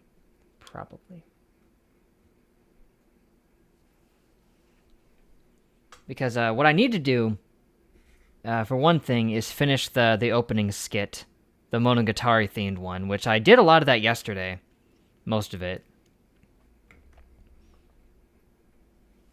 Just need to get my hair cut and then do the other half of it.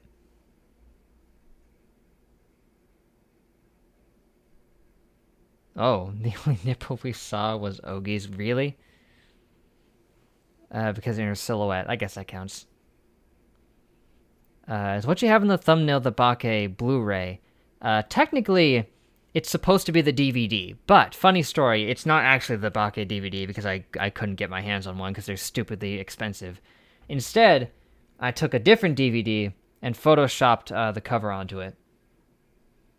In case anyone was curious about what DVD it actually was, it was this one.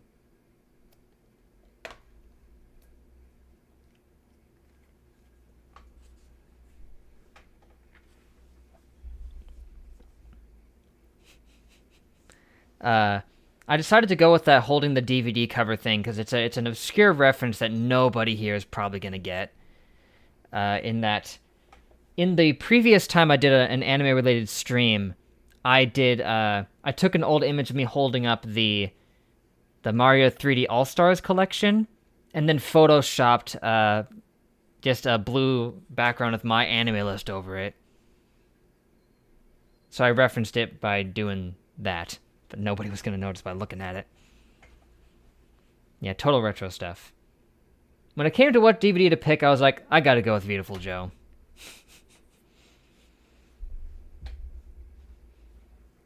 It still has the shrink wrap on it, though. You can probably still see it a little bit if you look hard enough. On the thumbnail, anyway.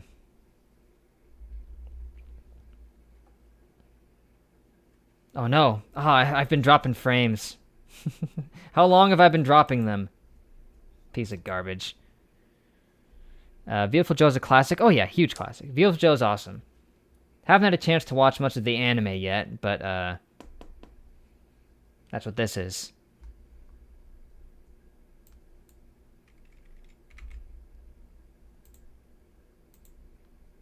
I gotta get out of this neighborhood. The Wi-Fi here sucks so bad sometimes. Not too long, good. 5,000 total frames dropped. Just my luck, am I right? What a day for that to happen. And it's still dropping them a little bit, even though I lowered the bit rate. This is garbage, man. Speaking of which, this, hold on a second. Aw, man. You ruined my joke, Stream Deck. I was gonna use the hypothesis garbage sound, even though it's not a meme on this channel, but who cares? An ARC's tier list for Monogatari. Here, let me boot that up. Just take a look at it. give us something else more to talk about for a little bit. That's true. At least I'm not playing anything today. It's just talking anyway, right?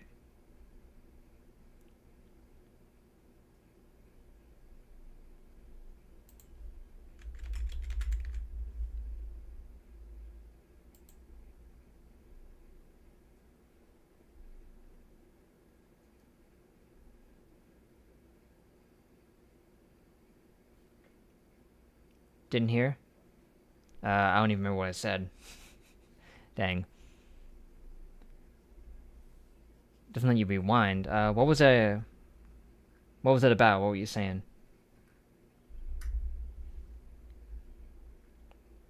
Have I watched Monster? No. Not seen it.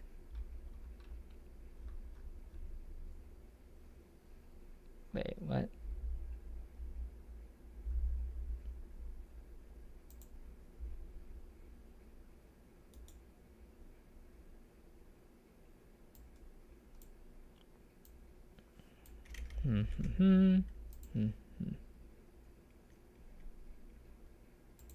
Almost overwrote that.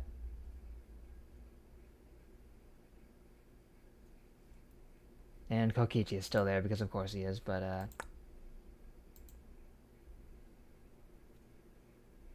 yeah, this is just the arcs tier list. It would take us another 2 hours if I wanted to do the whole thing in depth, but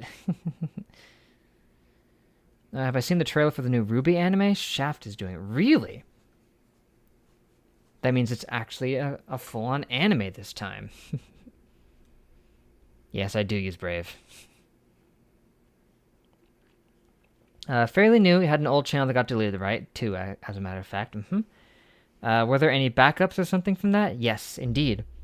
On the public Discord server, as a matter of fact, there is a link to the Google Drive that has a whole bunch of my stuff archived. It's in the rules and information.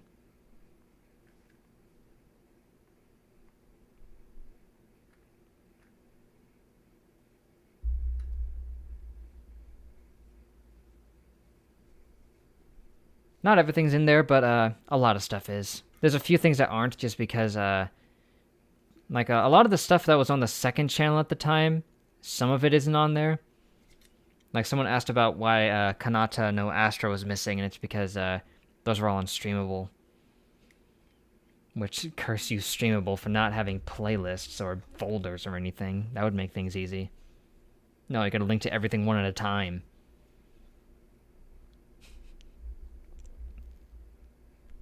Also, I'm gonna have to be... If I wanted to do this, I'd have to be able to tell which arc is which just by looking at the pictures.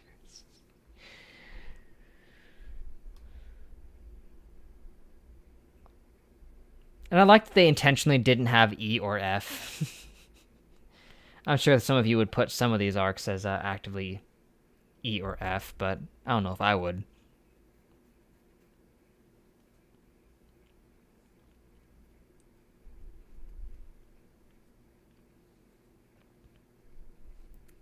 In what order are these even in?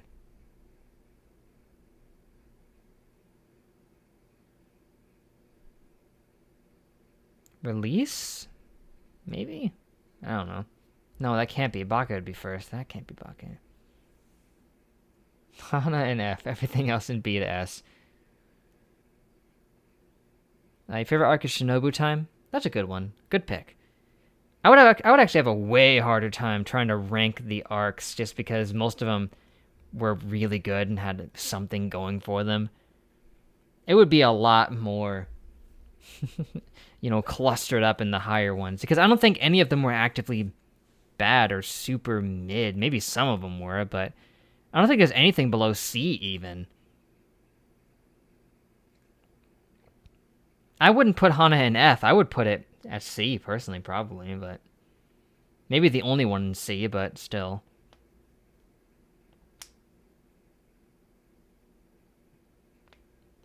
Don't have to worry about anything being a bit too mainstream. I mean, Warrior Part 2 was quite dang good, but...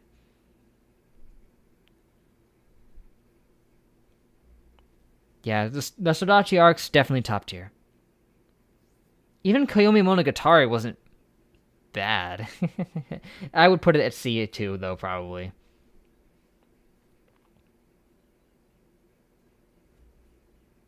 They were mostly fun. There was only like one of the episodes in that I thought was kind of useless, and that was the one that had Kaiki in it, ironically.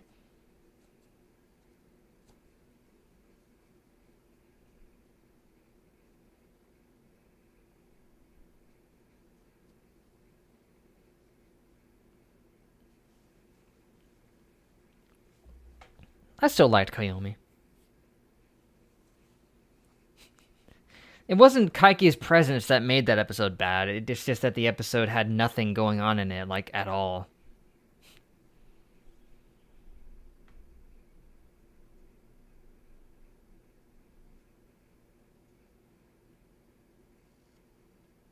Yeah, the only purpose was to build up Ogi. That's why it comes up before Owari. Oh yeah, also the last two episodes of Koyomi are insanely important, so there's that.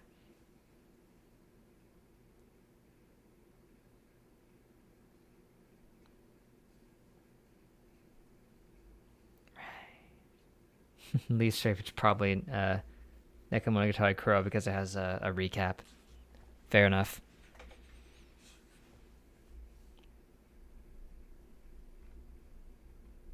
Yeah, I don't think there's much I can even do with this tier list. It's mostly just a springboard for us to talk about the arcs, I guess. Makes more sense anyway.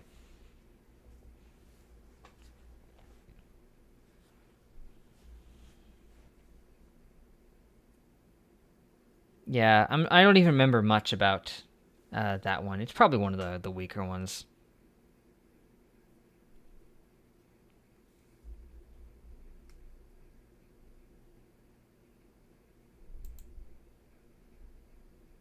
Yeah, you're right that each episode of Kill Me probably does help to build up Ogi in some way. Did you miss an OP tier list? No. But for that, I'd also have to listen to all of them to try to remember, but I would put the one from Zoku Owari Monogatari near the top. Underrated as heck, super good. Ruby Shaft Edition reaction when? That might not be a bad idea. I reacted to Ruby a long time ago.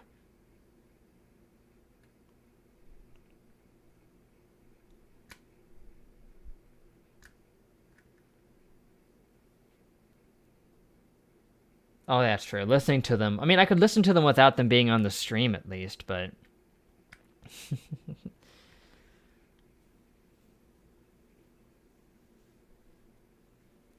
Thinking head out. Kind of hard to talk in voice chat and play a game while also listening to the stream. Oh no, I understand. That would be way too much. Pulling out your attention. But yeah, thanks for sticking around. It was a lot of fun. Maybe I'll catch you at a later stream at some point.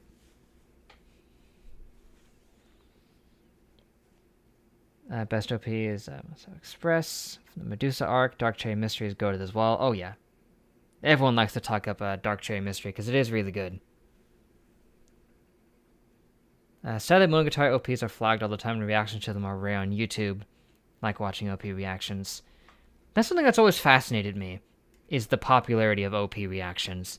I've never watched anybody else's, so I don't know what they comment on with them, but I've always felt like there wouldn't be much to say just watching the openings, but I mean, other than commenting on the visuals and the songs themselves. Maybe on some things that are foreshadowed in them, but I've always been curious about reacting to, just making a video that's only reacting to OPs, because I've never done it, but the idea has always interested me because it's apparently super common for people to do. I don't know if you saw what you just sent. I might not have. Let me see.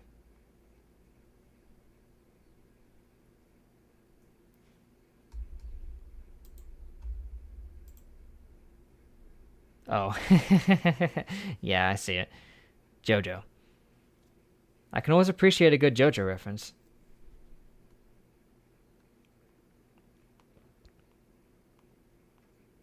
What will I do when the off-season starts getting adapted? Probably check it out. Depends on what else is going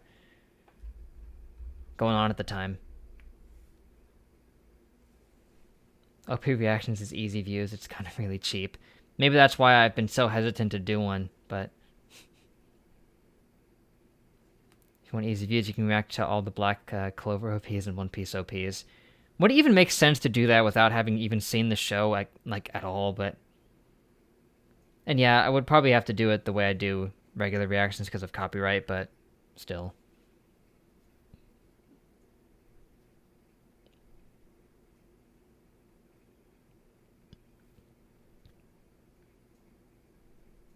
By the way, Overlord Season 4 is coming out soon. Will I react to it? I really want to. I definitely want to. I know Kadokawa is making it, but honestly, with the way I handle reactions nowadays, I'm not sure there's much they can do outside of, specifically hunting me down manually, because there's no copyrighted content in the videos that are on YouTube at all, so YouTube would not be obligated to really do anything about it, but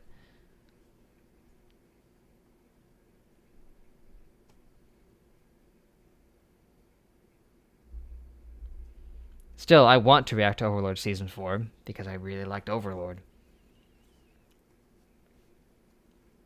That's true. They will not automatically be detected. There's a 0% chance of that, but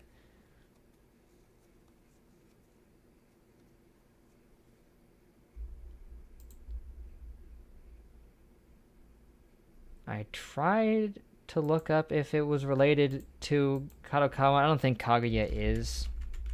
Pretty sure, but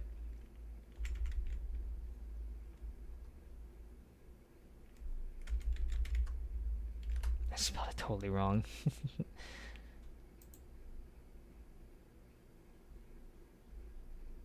Yeah, it's not. A1, where the studio behind it, Aniplex licensed it. Its producers, yeah, they're nowhere on it.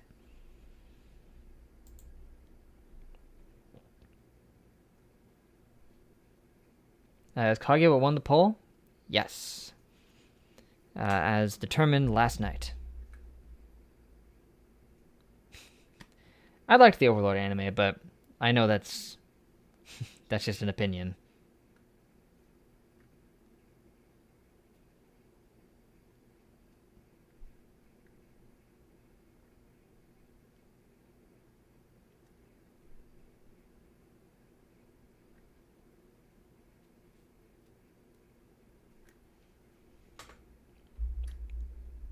Yeah, and I think if I don't react to too many things from Kadokawa at once, they probably won't even notice. And I know that after further research, I thought I saw on Made in Abyss Season 2 that Kadokawa produced it, but I guess I was wrong. I looked again, I didn't see it. But I did notice in the credits of the trailers, Kadokawa is listed. I think as in charge of music, though, so I'm not sure they would even be the ones to go after Made in Abyss Season 2. But it's so hard to tell sometimes.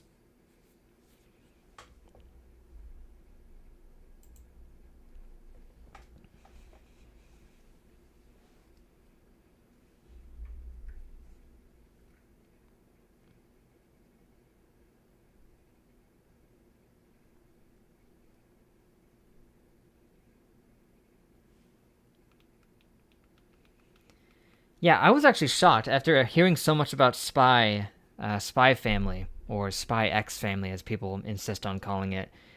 I thought it would make it onto the poll. It didn't. Like, I don't think it even really got close. Let me pull up the results and see. I don't think it did. Strangely enough. Where was it on here? There were a lot of things voted on. Yeah, it did, not even close. Like, one person voted for it. I was stunned. I've been recommending clips from Spy Family like crazy. I assumed there would be a push for it, but there wasn't.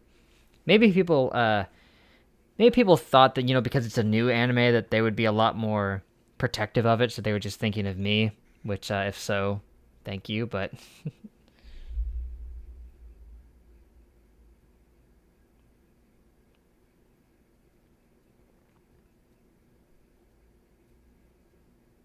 yeah, it didn't make it. Not even close. One person voted for it.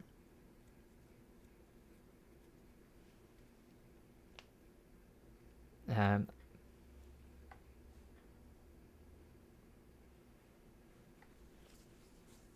Yeah, riding the wave. Riding the wave works sometimes, but sometimes you get swept up under it, so you never know.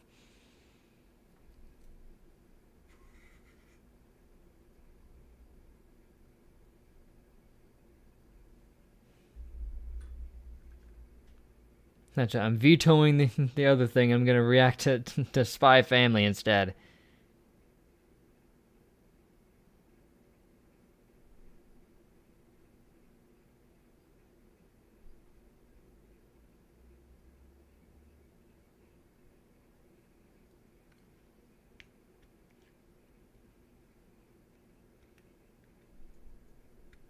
Have I watched Classroom of the Elite? Nope. Never seen that one. It's made it onto a poll or two, I think. Oh yeah, you're right. Arcane was big time. If only the unfiltered one managed to stay up, that would have been even better for that. But nah, that was never meant to be. I could have fought them about it and let it stay up, but I wasn't willing to do that. They were kind enough to not copyright strike me after I fought them about it once. But that's another story. Spy Family would either be really good for easy views, maybe a little gimmicky, or it could get caught underneath the wave and get swept away with all the other 10,000 people who are probably making videos of it.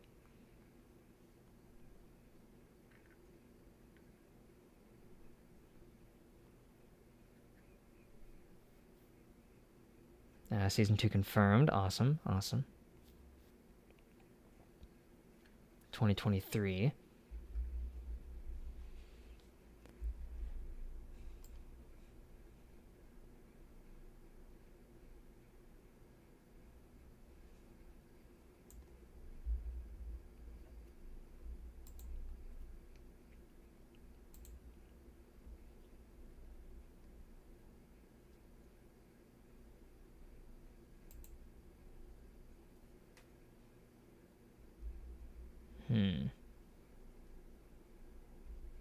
Arcane, one of the best shows ever made. Arcane was really, really good. Had some of the, the people who saw my videos of it though. There were some really hypercritical people on there getting on to me for weird details. But that's another story. But the show itself is really good. It was insane. Super good show. And for the most part, there wasn't a lot of unfair criticism anyway. Just like one or two comments I saw that just left me scratching my head.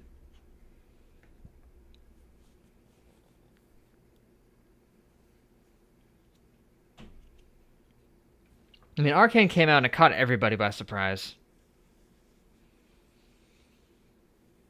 I mean, I would have never even thought to try it if people hadn't been, one, asking me to check it out, and then it getting commissioned, of course.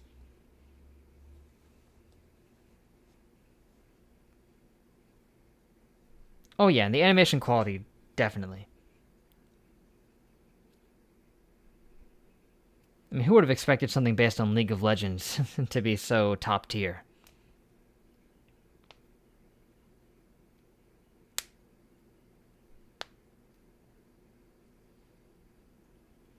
I wouldn't have. Yes, you did. I know. And I thank you for that. I really need to watch Kimetsu Season 2. You know what? You're absolutely right. I do. I still need to. It just hasn't happened.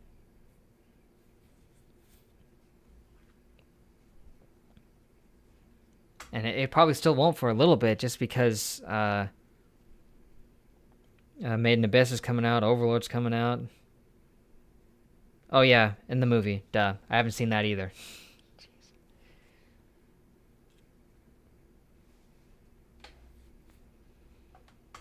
It's just so hard. I'm still so backed up on commissions.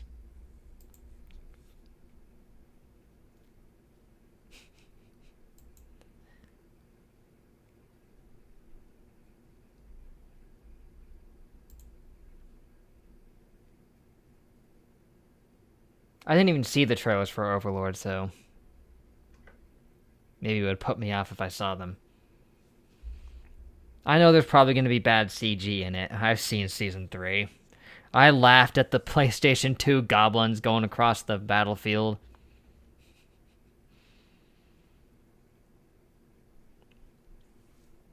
No, it's not 4, but... Actually, maybe it is. No, you're right, it is. Well, actually... It's 3, but still.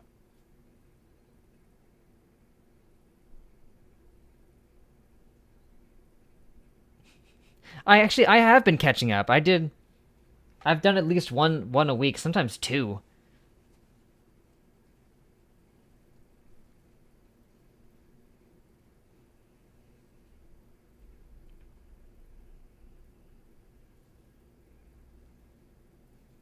And it's so hard. It's nearly impossible to make them during the weekdays because I have to get up so early, but uh it's I owe you April, May, June. That's what I owe. According to my list anyway.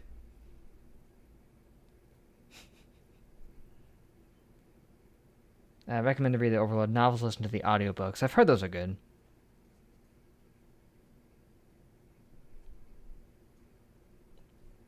Yeah, I'm with you on the... I didn't mind the CG just because the characters and the writing was good enough to outmatch it, but... This is why I sealed off the commissions to only 4 at a time, because I knew this exact thing would happen. You're going off? So bye, I guess. Alright. Thanks a lot, Jazz. It's been fun. Maybe I can catch you next time. But, yeah. I mean, Overlord's not top-tier writing or anything, but it was fine, I guess. I thought it was really good in some parts, but I don't know. I've seen a lot of things since then.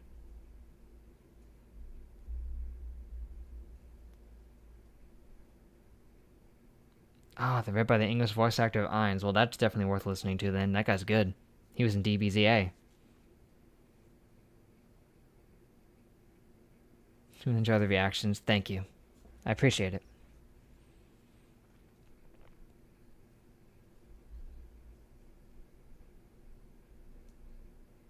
Frames.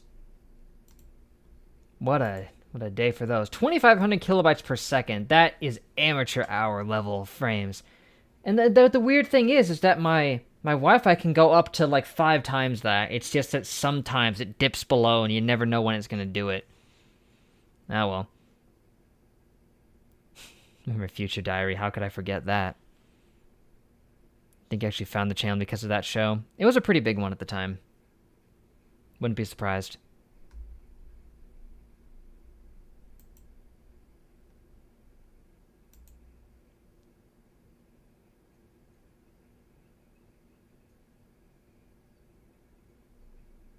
I actually found it because of Overlord. A lot of people did. Overlord was huge, man.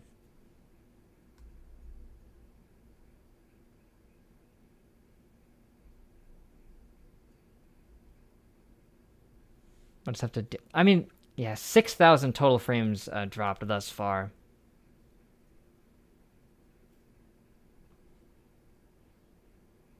Either that or 7 Deadly Sins. Either way, both drew a crowd.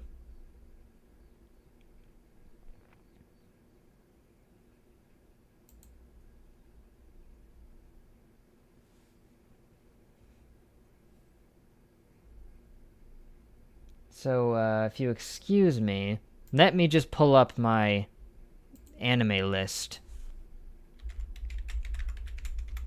One last thing we can do before we sign off. Oh, you actually found it through Bakemonogatari. Isn't that funny? Fitting.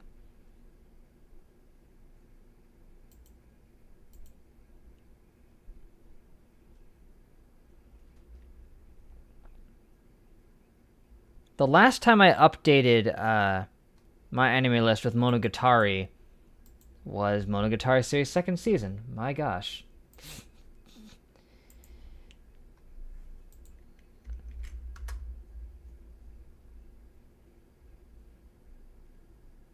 Oh, I'm not logged in on this one. Whatever.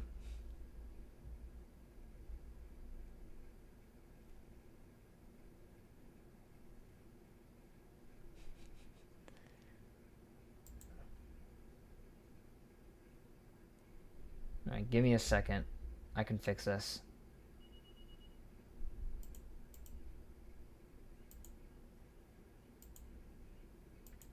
Let me just close that for a second while I do something.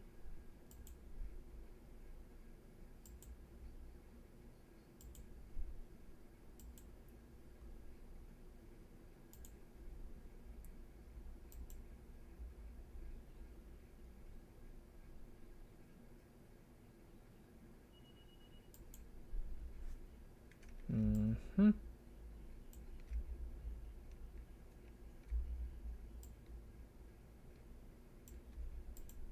And here it is. I think it found you through either Death Note or Attack on Titan like 2017. Probably.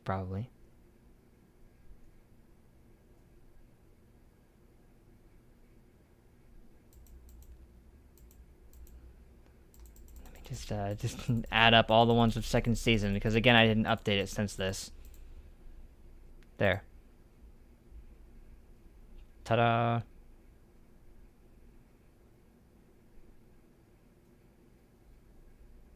Yeah, I'm sure you found it quite a ways back.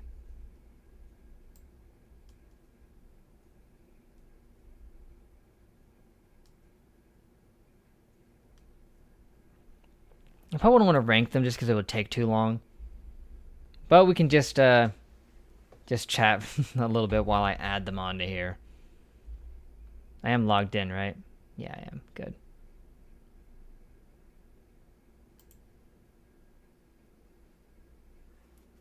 Although, I don't even know how I'd find them. Like, what was, is Nisei on here? Probably. If second season is. Or, I don't even know how I would track them down. Because they're all named in different ways. I didn't start chatting until Elden Ring. Look, my profile is a funny comment there. Alright, hold on. I think I would have gotten a comment about that. I mean, a notification about it. Where do you find those? Ah, here we go. Found it. Yeah. How is it functionally possible to think that Tokyo Ghoul is better than Promised Neverland? Bias. That's your answer.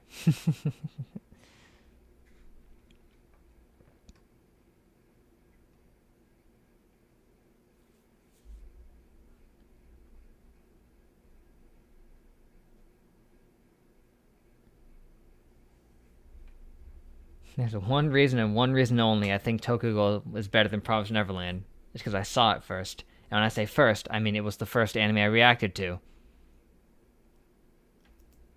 Right. I can just go to Baka and click from there.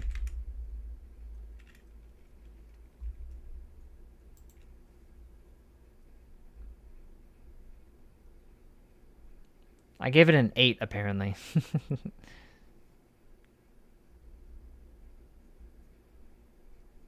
Yeah, Nisei is definitely on here then. Also gave it an 8. And second season. Here it is.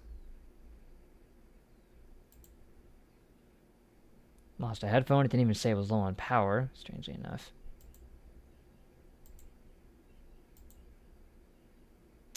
Seen him. Add it. I think I would rate most of them similarly anyway, so I'm just gonna not do it for now. Oh, Wire was super good though.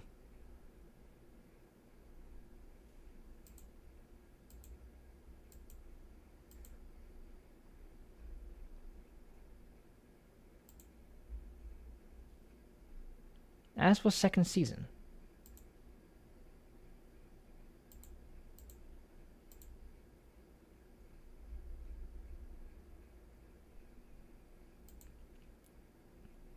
Are there some missing, or are they just grouped in a weird way?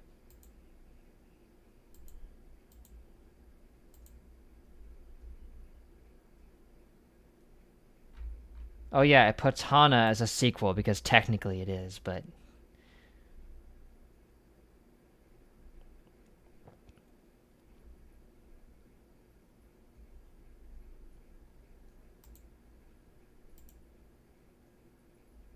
I remember looking through the order of these before I started the series and seeing these like images and thinking that it was going to be a totally different show than what it actually ended up being.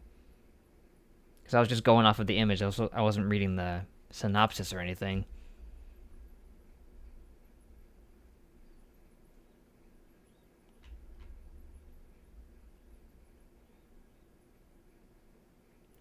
Ranked with the number 21 highest score on my anime list. Not surprising. And this is ranked significantly lower than that.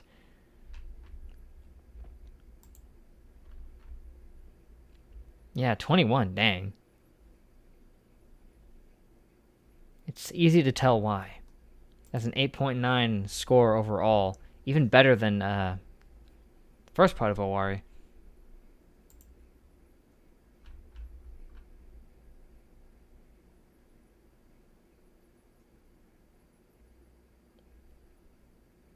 Missed Koyomi? Oh, I did. Where the heck is it? Here it is.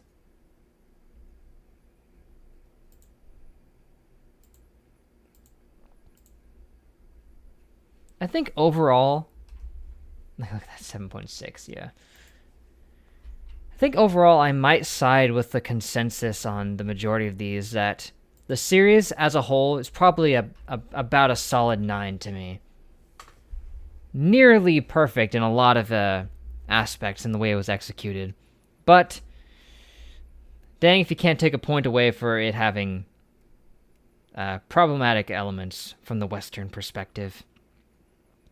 Things that's like, yeah, it deterred many people away from, and I can't blame them for it, but it was 18th place until last year.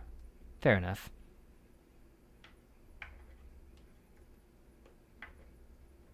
Like, some people just can't, people just don't want to see some of the things that happen in this, and that's fair.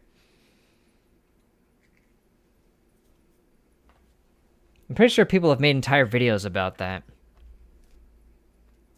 Give it a 9.5. That's fair.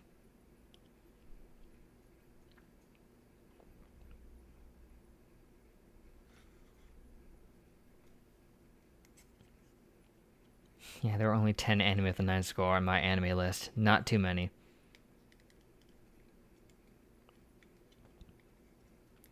You're exactly right. I do not care for scenes like the toothbrush one and the others. Not a fan at all. Those brought the show down for me, personally. Like, it could have done without them. Definitely, 100% it could have.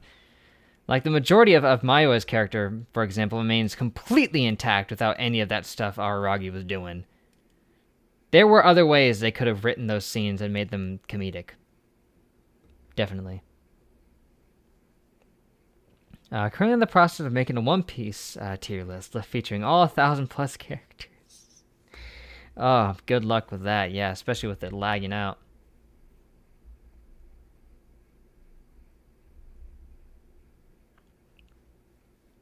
Yeah, with Monogatari, if you just try to completely ignore all that bad stuff about it with with all the Mayo stuff and everything like that, then you can, if you can swallow it and just pretend it's not there, it's got some of the best character writing you're ever going to see.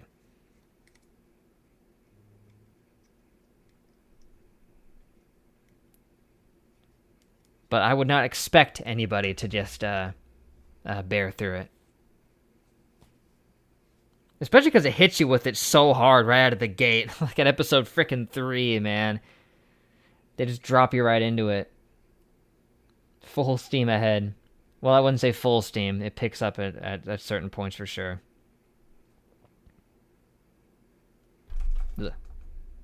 Sorry about that.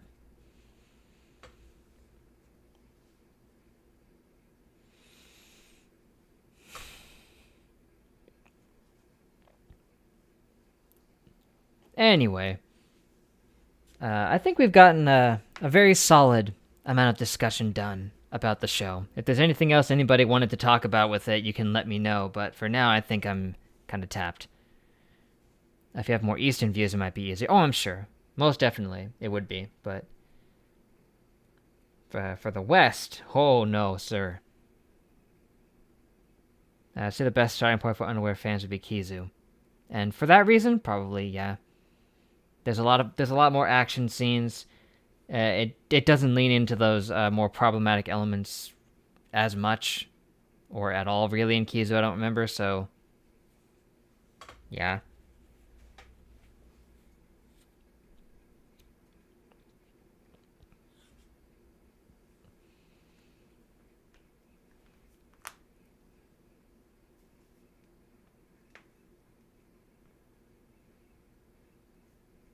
I mean, all in all, I had a good time with this stream. Had a lot of good talking points. Had a lot of fun just ranking those characters. That made up a good portion of it because it was very in-depth with it, but that's true. That's true. But that's less problematic just because it's a moment between, I guess, two teenagers, I suppose. It's less bad, but less, it doesn't mean as much, but still.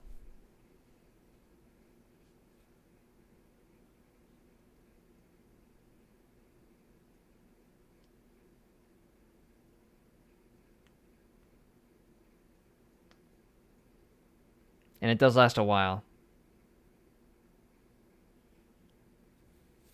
Like, by Western sensibilities, you wouldn't bat anywhere near as much of an eye at that. By comparison, anyway. Actually, chat's pretty tame considering there was more people here. And only 2 bot invasions from the same bot, I think, so yeah. It was actually pretty tame. Mostly contained. I didn't expect it to be as fueled up as when we previously did an anime-centered stream like this, you know? Because that was back on the OG channel, I think, was when we did that one. So naturally, there was going to be a larger amount of people present. Also, it was a more general stream versus just being specifically about chatting about Monogatari.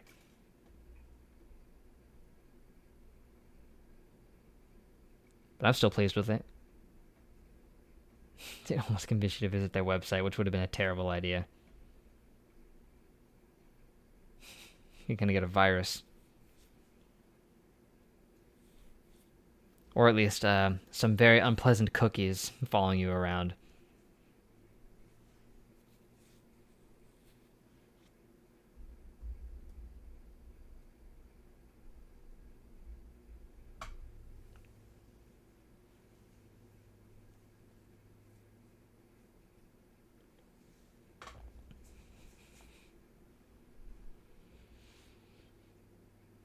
But at the end of the day, Monogatari, it was a fascinating series with a lot to talk about. And had some of the best characters around. Good music, great animation. Just all in all, I had a good time checking out the series, and I had a good time with this stream. Let's see what Kaguya-sama has to offer, though. That's what's going to be next. And like I said, that should be ready soon. I just need to, for one, finish the sketch at the beginning. That won't take too long. The bulk of the more complicated parts of that are already pretty much edited together. I did as much general Monogatari references with that as I could. Hint, it involves this, but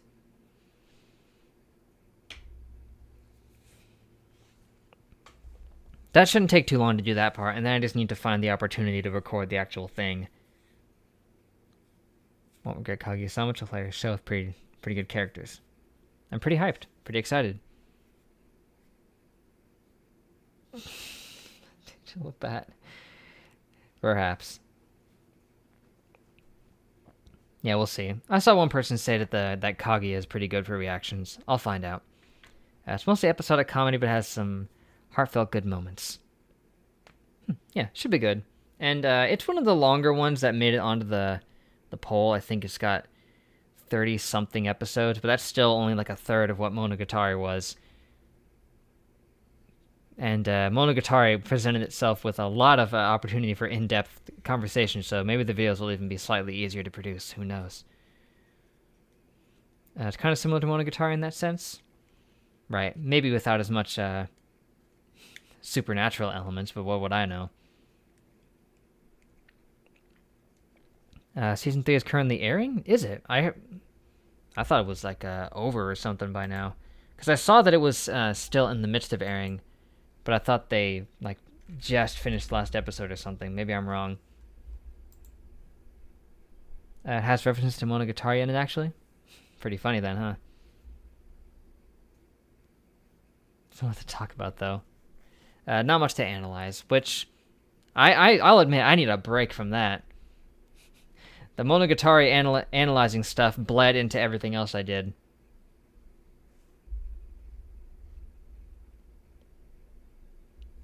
I tried so hard with the analyzing of Monogatari, I got accused of being a pretentious, like, what was it? Like youth pastor type, just trying to analyze too much of fictional characters, despite the fact that this was the Monogatari series we're talking about here. So maybe I can just use that as a way to cool down my brain a little bit. But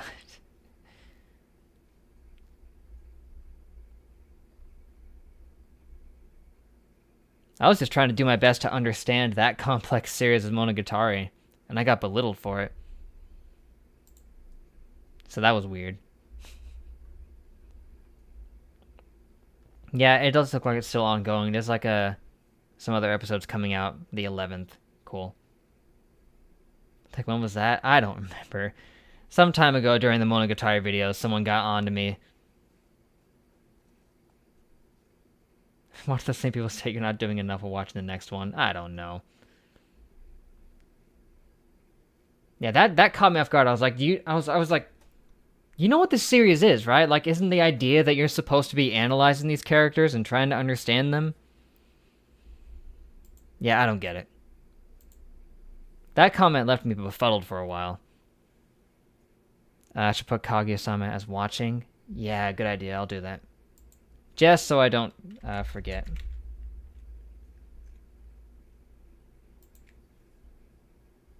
This is the first season of it, I believe. Yes.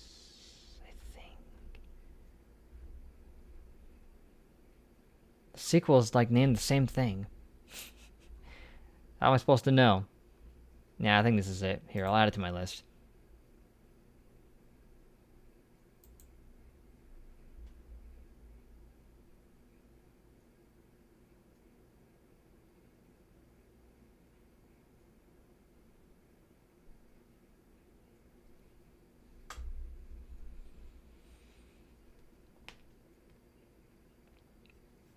Well, there's that.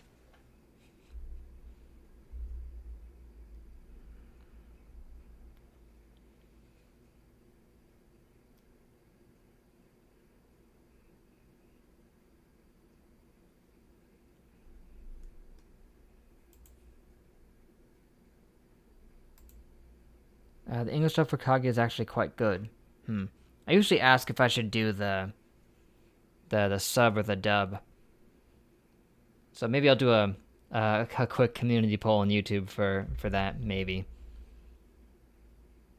I don't think I even bothered to try to ask for Monogatari. Actually, no, I think I did. I think I did bring that up, but it was pretty much a hard no from everybody against the dub.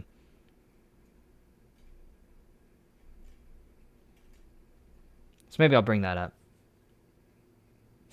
I'll sub only for the Dio voice actor. That's a solid reason.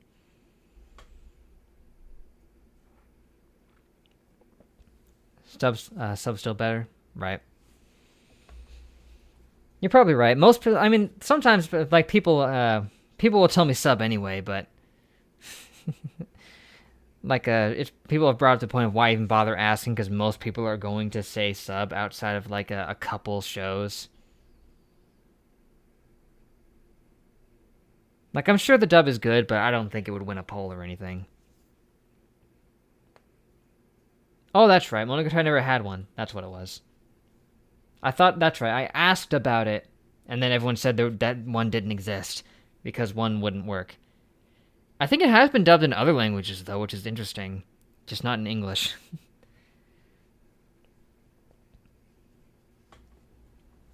Because, well, for starters, I doubt they'd find as much of a market here outside of people who are more into anime in general.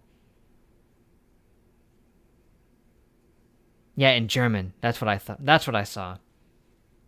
That Bake is dubbed in German, but I guess they either didn't do the rest of it or I don't know.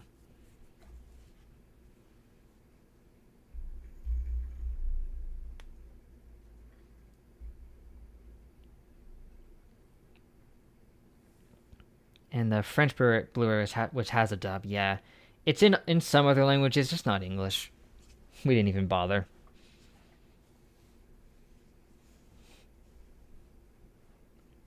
Like maybe they could make most of it work. It's just a lot of the wordplay wouldn't translate over well.